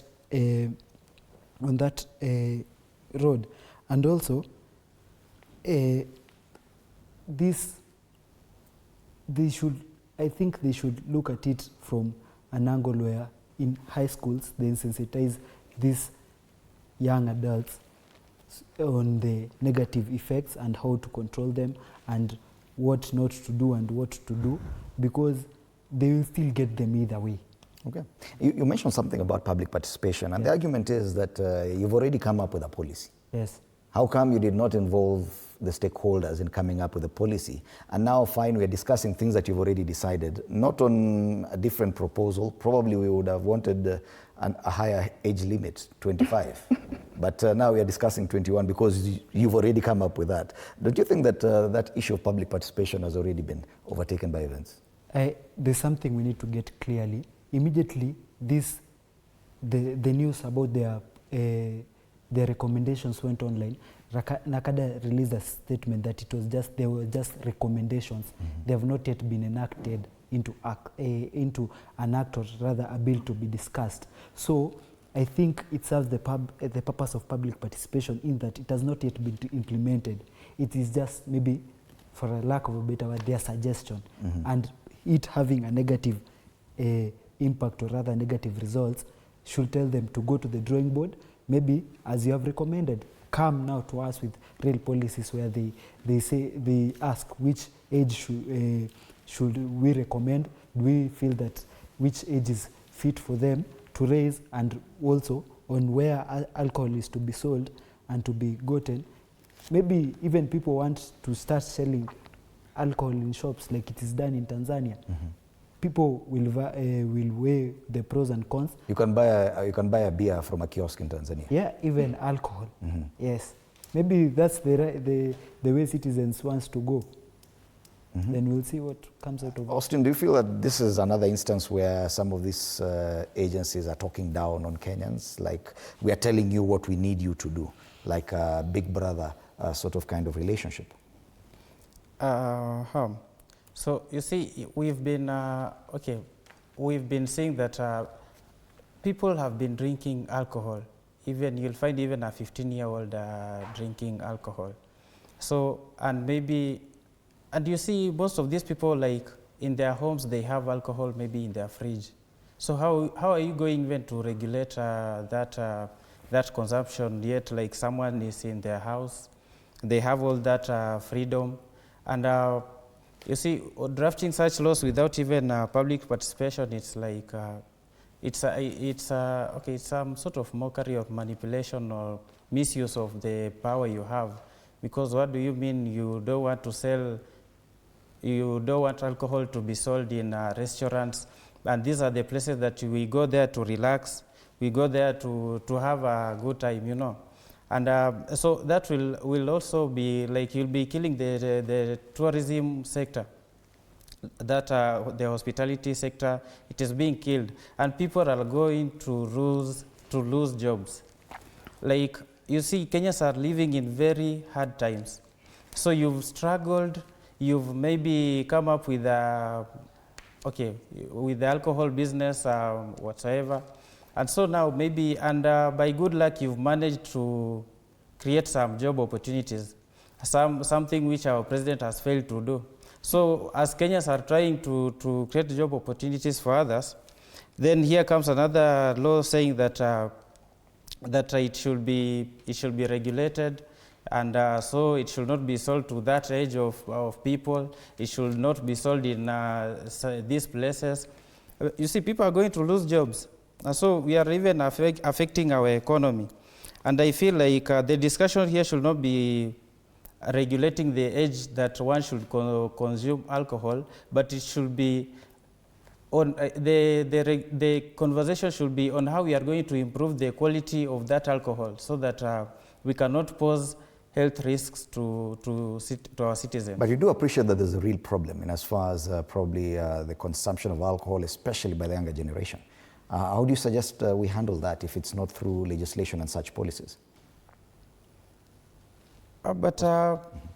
You see, alcohol in some way, like it's what most of us take as a way to like, maybe you've had a long time, you've gone through a lot, and so that's the only thing actually we can converge at some point in a restaurant somewhere.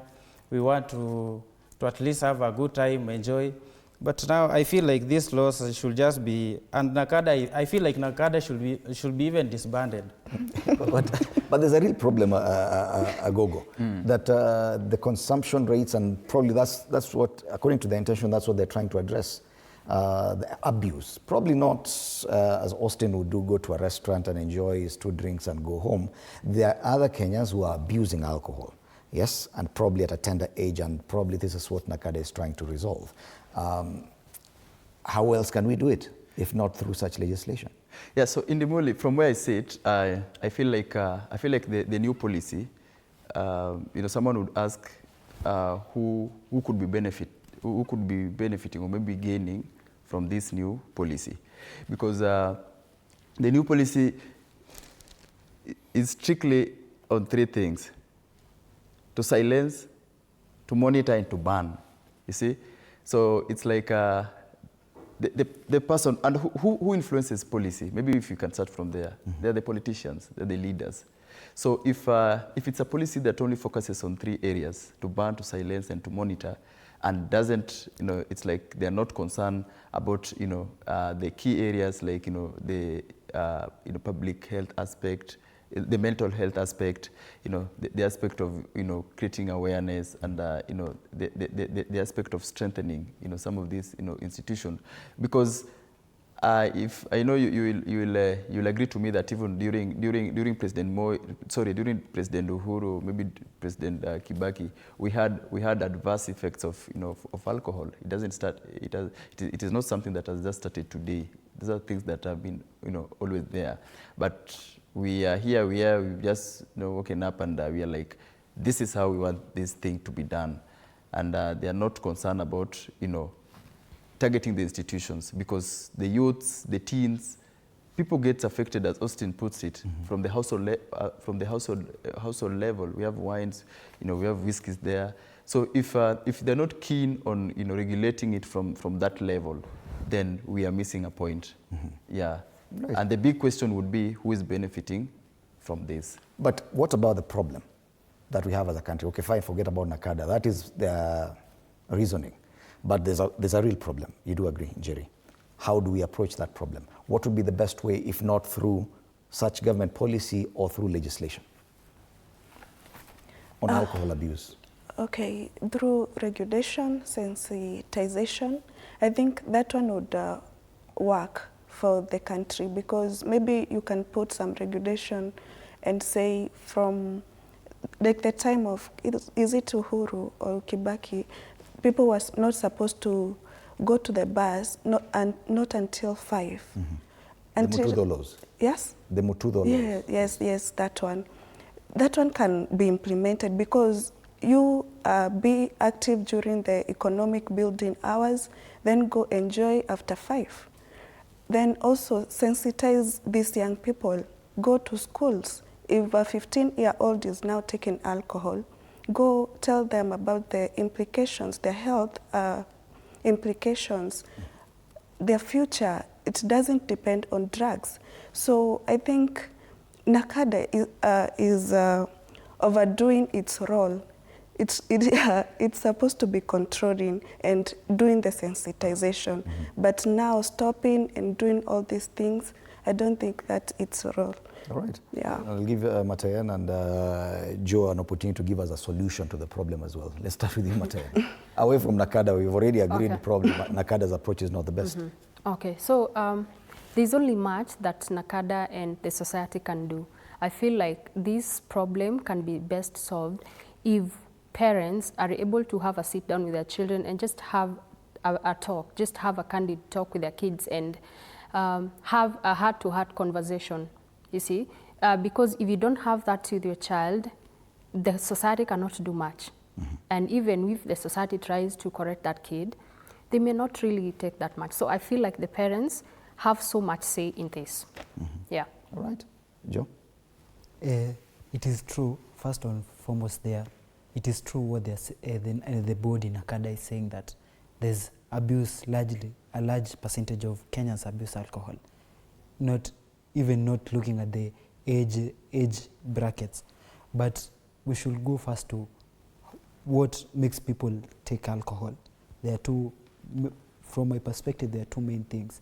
First is for recreation and enjoyment purposes. The second one, as youths we know, we say kutoa stress. Maybe stress imezidi. Yes, this stress comes from unemployment, maybe people having problems at work, in the families and all that. So I think the right approach will be to give and to educate the citizens on other stress relieving measures that they can choose to, so that we cannot have this problem of people abusing alcohol. Yes. All right. Definitely a big discussion, and NACADA has given out its proposals on new frameworks to regulate the consumption and sale of alcohol. Of course, they've come out and clarified that these are just proposals, policy proposals, although they handed over to the government of the day, and they will have to go through the process of legislation to ensure that they have a legal framework to enforce the same. And probably then, once they get to the legislators, Kenyans will get an opportunity to participate and give their views on the same. Whether the views will be taken, we are yet to find out. That is a big discussion, and we'll continue with it. The other discussion this week was around a pronouncement by the IEBC chairperson on the possibility of recalling members of parliament.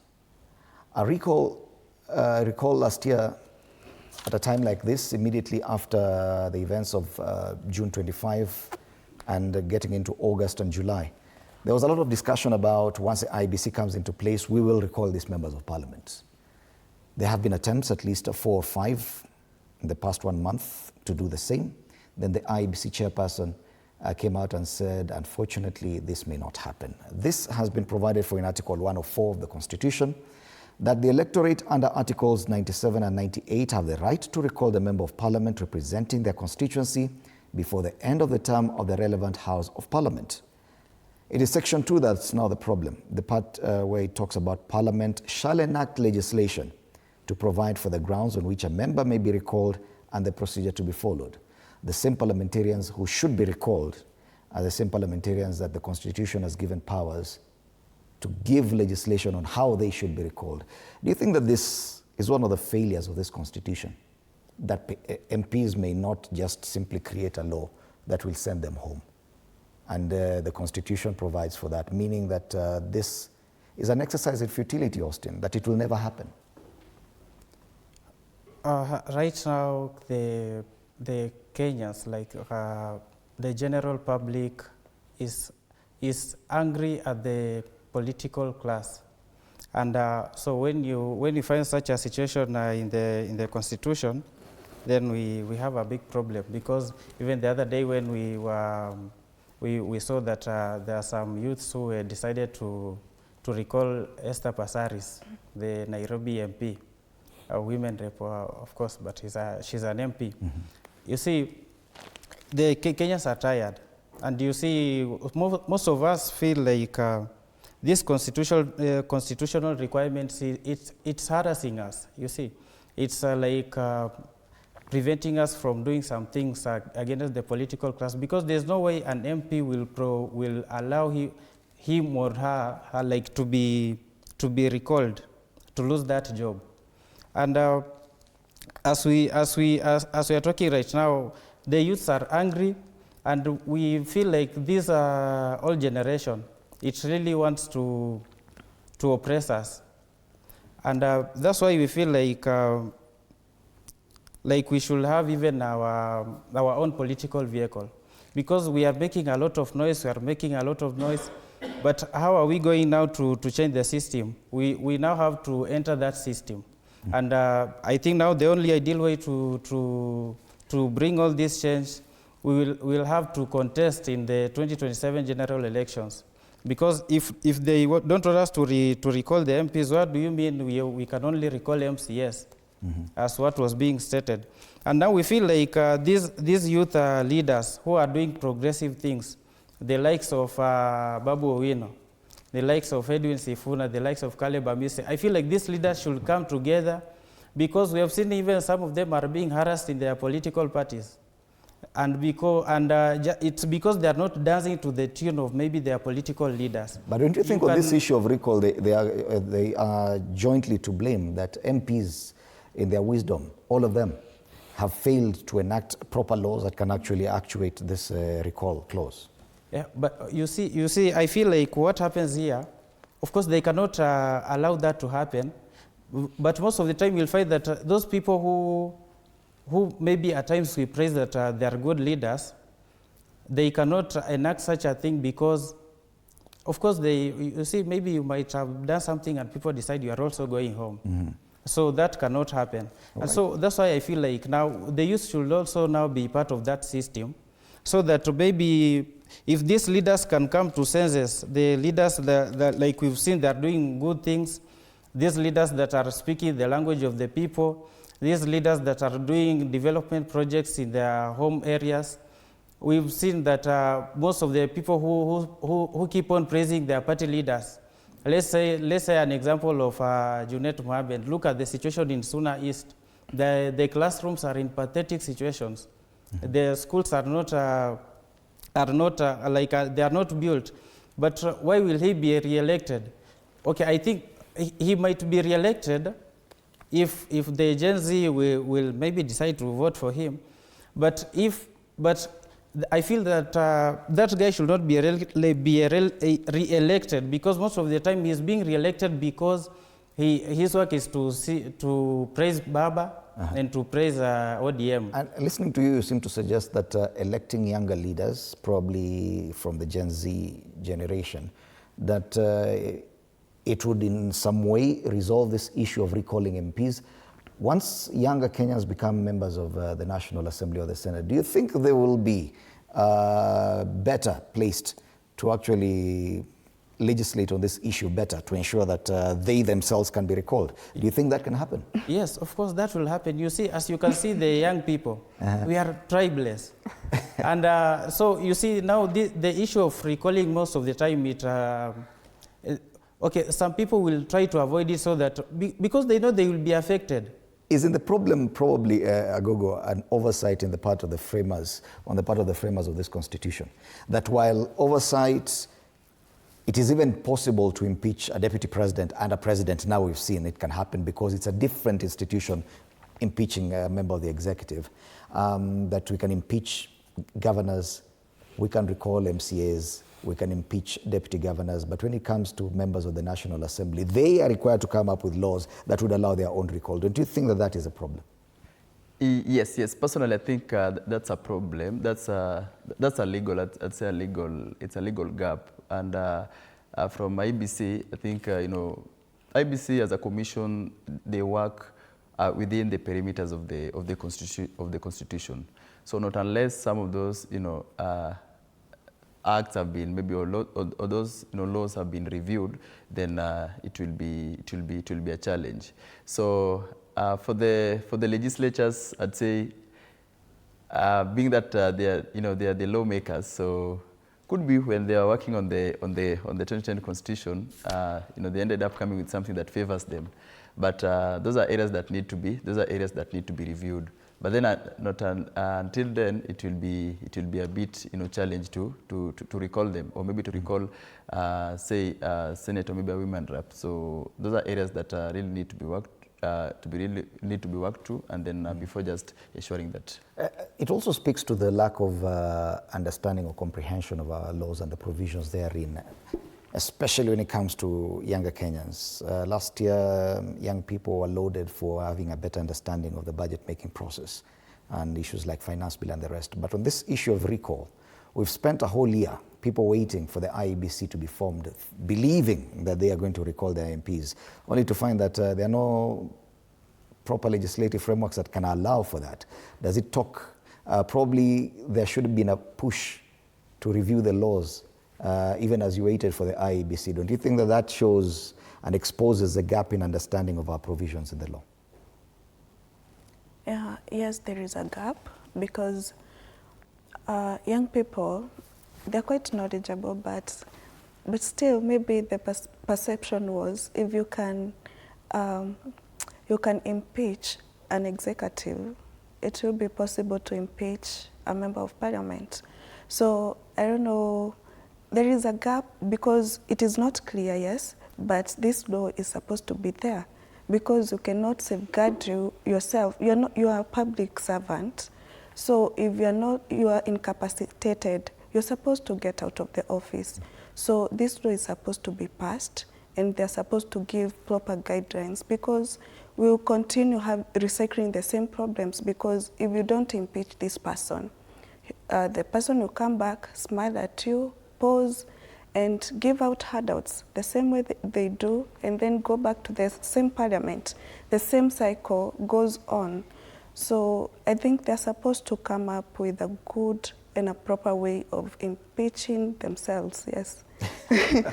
Yeah. If at all it will ever happen. But yeah. I saw you nodding or disagreeing with the, I don't know if you are nodding in agreement or in disagreement about this debate. Do you feel that, or how does it make you feel, the fact that you cannot recall your member of parliament as it is? Okay, so until we elect, as youth, elect leaders, values-based leaders, then we'll continue dancing to the same tune. Because if we have leaders of strong character, leaders of integrity, then we will not have a challenge. They'll just be like, if you no longer fit the bill, you're ousted. Mm-hmm. Yeah. So we need to work towards having leaders with integrity. And even as youths, we were having this conversation this morning, and we were saying, as youths, if you don't have the character to be a leader, the system will automatically change you. So you need to have a strong character. You need to work on yourself. So you disagree with Austin that simply by electing young leaders will not have solved the problem, will we? Yes, because if you're electing young leaders, probably they do not have the character or the strong character to withstand the challenges, the systemic challenges that are in government. Then they will automatically become what we are seeing today. Right. Yeah. Joe, you agree that probably some of these provisions in the Constitution are a bit problematic by allowing members of the National Assembly to be the ones to determine how they can be removed from Parliament. They came up with a very ambiguous and probably very difficult route to actually send them home. That if at all we get to a possible referendum to review the Constitution, that these are some of the issues we need to resolve. First and foremost, let me mention that I'm a law student. God willing, I'll be graduating this November. That's just a bit dicta, just in passing. Secondly, looking at this issue, we have to look at it in two ways, in a legal and a political way. The law provides that the members of parliament shall enact and legislate on laws that enable the citizens to recall them. But again, the parliament has failed on its end, where Article 94 of the Constitution provides for their role. And by them, they are mandated to have put in the measures, enacted the legislation that will enable us citizens to recall them when we feel that they have not served our purpose. On the political end, it's paramount to look at it that you cannot plan for your own death, in that you can't say that I want to die by maybe being hanged. So that's on the political end. This leads them to delay, or rather not to do their mandate. In regards to this constitution, to some extent, it's a wonderful document. I love it, but it really doesn't serve its purpose to some extent, where we have the strong articles of the Constitution, that is 1 and 2, where Article 2 provides for the citizens can exercise their democratic rights directly or indirectly, but does not provide for how. Now this is where it comes, how. We have decided we want to exercise it directly, but again we are being barred by some technicality. Again, we're looking at this, we should, from your question, in the Article 256 provides for referendum. That is where we change the Constitution. In as much as we don't need to change the whole documents, where we have the Chapter 4 and the Bill of Rights, it's wonderful and provides for all our rights, but such articles where for recall should be looked at, in that I think where we get to a referendum, this should be tasked to the IBC to come up with measures and ways, since they're the one conducting the election, they should also come with ways of how citizens can be accommodated to recall their members of parliament. Otherwise, if it's left still, the ball is still thrown to the legislative body, we won't go. Even if it's made up of very young people. Even if it's made up of young people, although I think to some extent it can be a varying issue, but you know, ni ngumu sana. Ni ngumu. Ukishaingia huko unasahau. Ukishaingia huko unasahau. But to some extent, if the young people really want to change this country, as we all say we want, then maybe that's one of the key issues they should look at when they vie for these seats and the citizens give them the mandate. This is one of the things that they should look up to. Okay. We have about 7 minutes or so I'll give each one of you a minute and a half for your final comments. You may choose to talk about this or probably give a call to the young people on what they need to do going forward. Let's start with you, Austin. First, let me say that it's quite disappointing that we've grown up being being taught that we have that constitutional right to recall a member of parliament as per the constitution. But here we are, I think it's a shock actually, like that we cannot recall even an MP, that they have to provide a legitimate way for like themselves. I think that's quite a mockery. And what I would like to tell my fellow young people is that I think it's time that we stop saying that we are partyless, because even in this in the political space, you have to have like that. You have to be in a political vehicle for you to move somewhere, because it's even hard to win as an independent candidate. So I would like to urge the young people, if they can decide to come up with their own now political party, because even right now when I say I'm going to join DAP Kenya, they'll say I'm from Western. If I join the DCP, they'll say I'm Wamunyoro affiliated. If you join the UDA, of course now at this point no one wants to be associated with the UDA.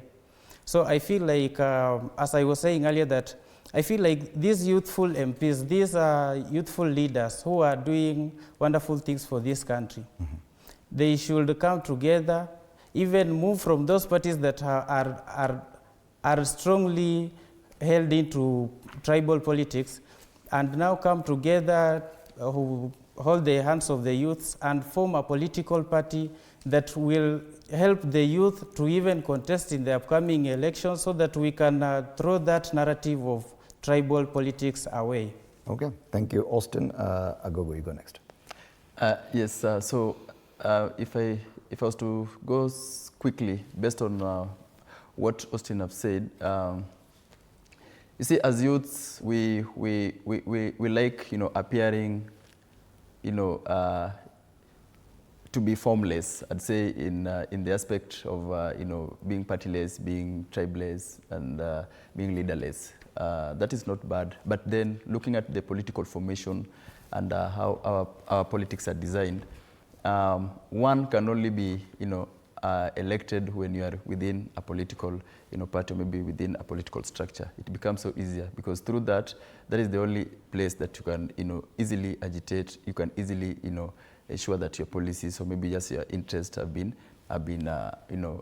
articulated and implemented, even at the national, both at the county and national assembly.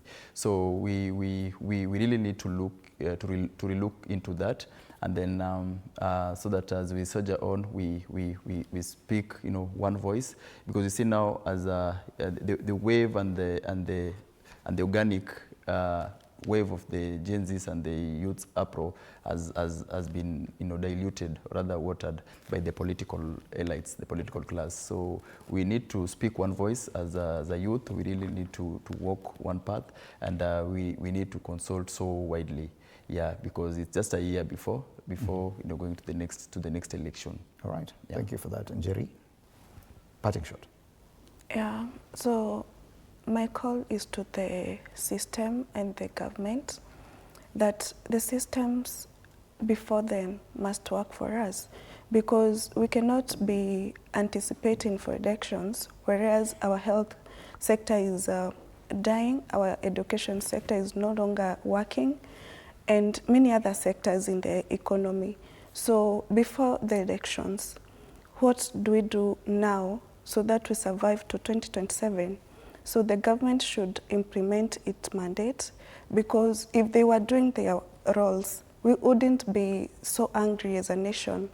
And so we elected them to give us to represent us and to give us what we deserve as a country. So let the system work for us before then. And to the youths, let us unite, because the future of this country depends on us. So if we unite and have a common goal to liberate this country, I think we are going to move forward together. All right. Thank you. Martin? Yeah, my call is to young people. We are so knowledgeable about so many things, about fashion, about whatever that is trending.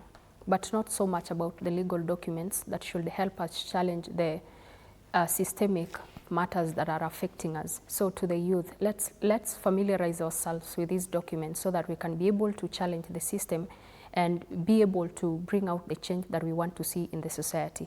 And even to the political class, can we stop politicizing so much on pertinent things like education and health?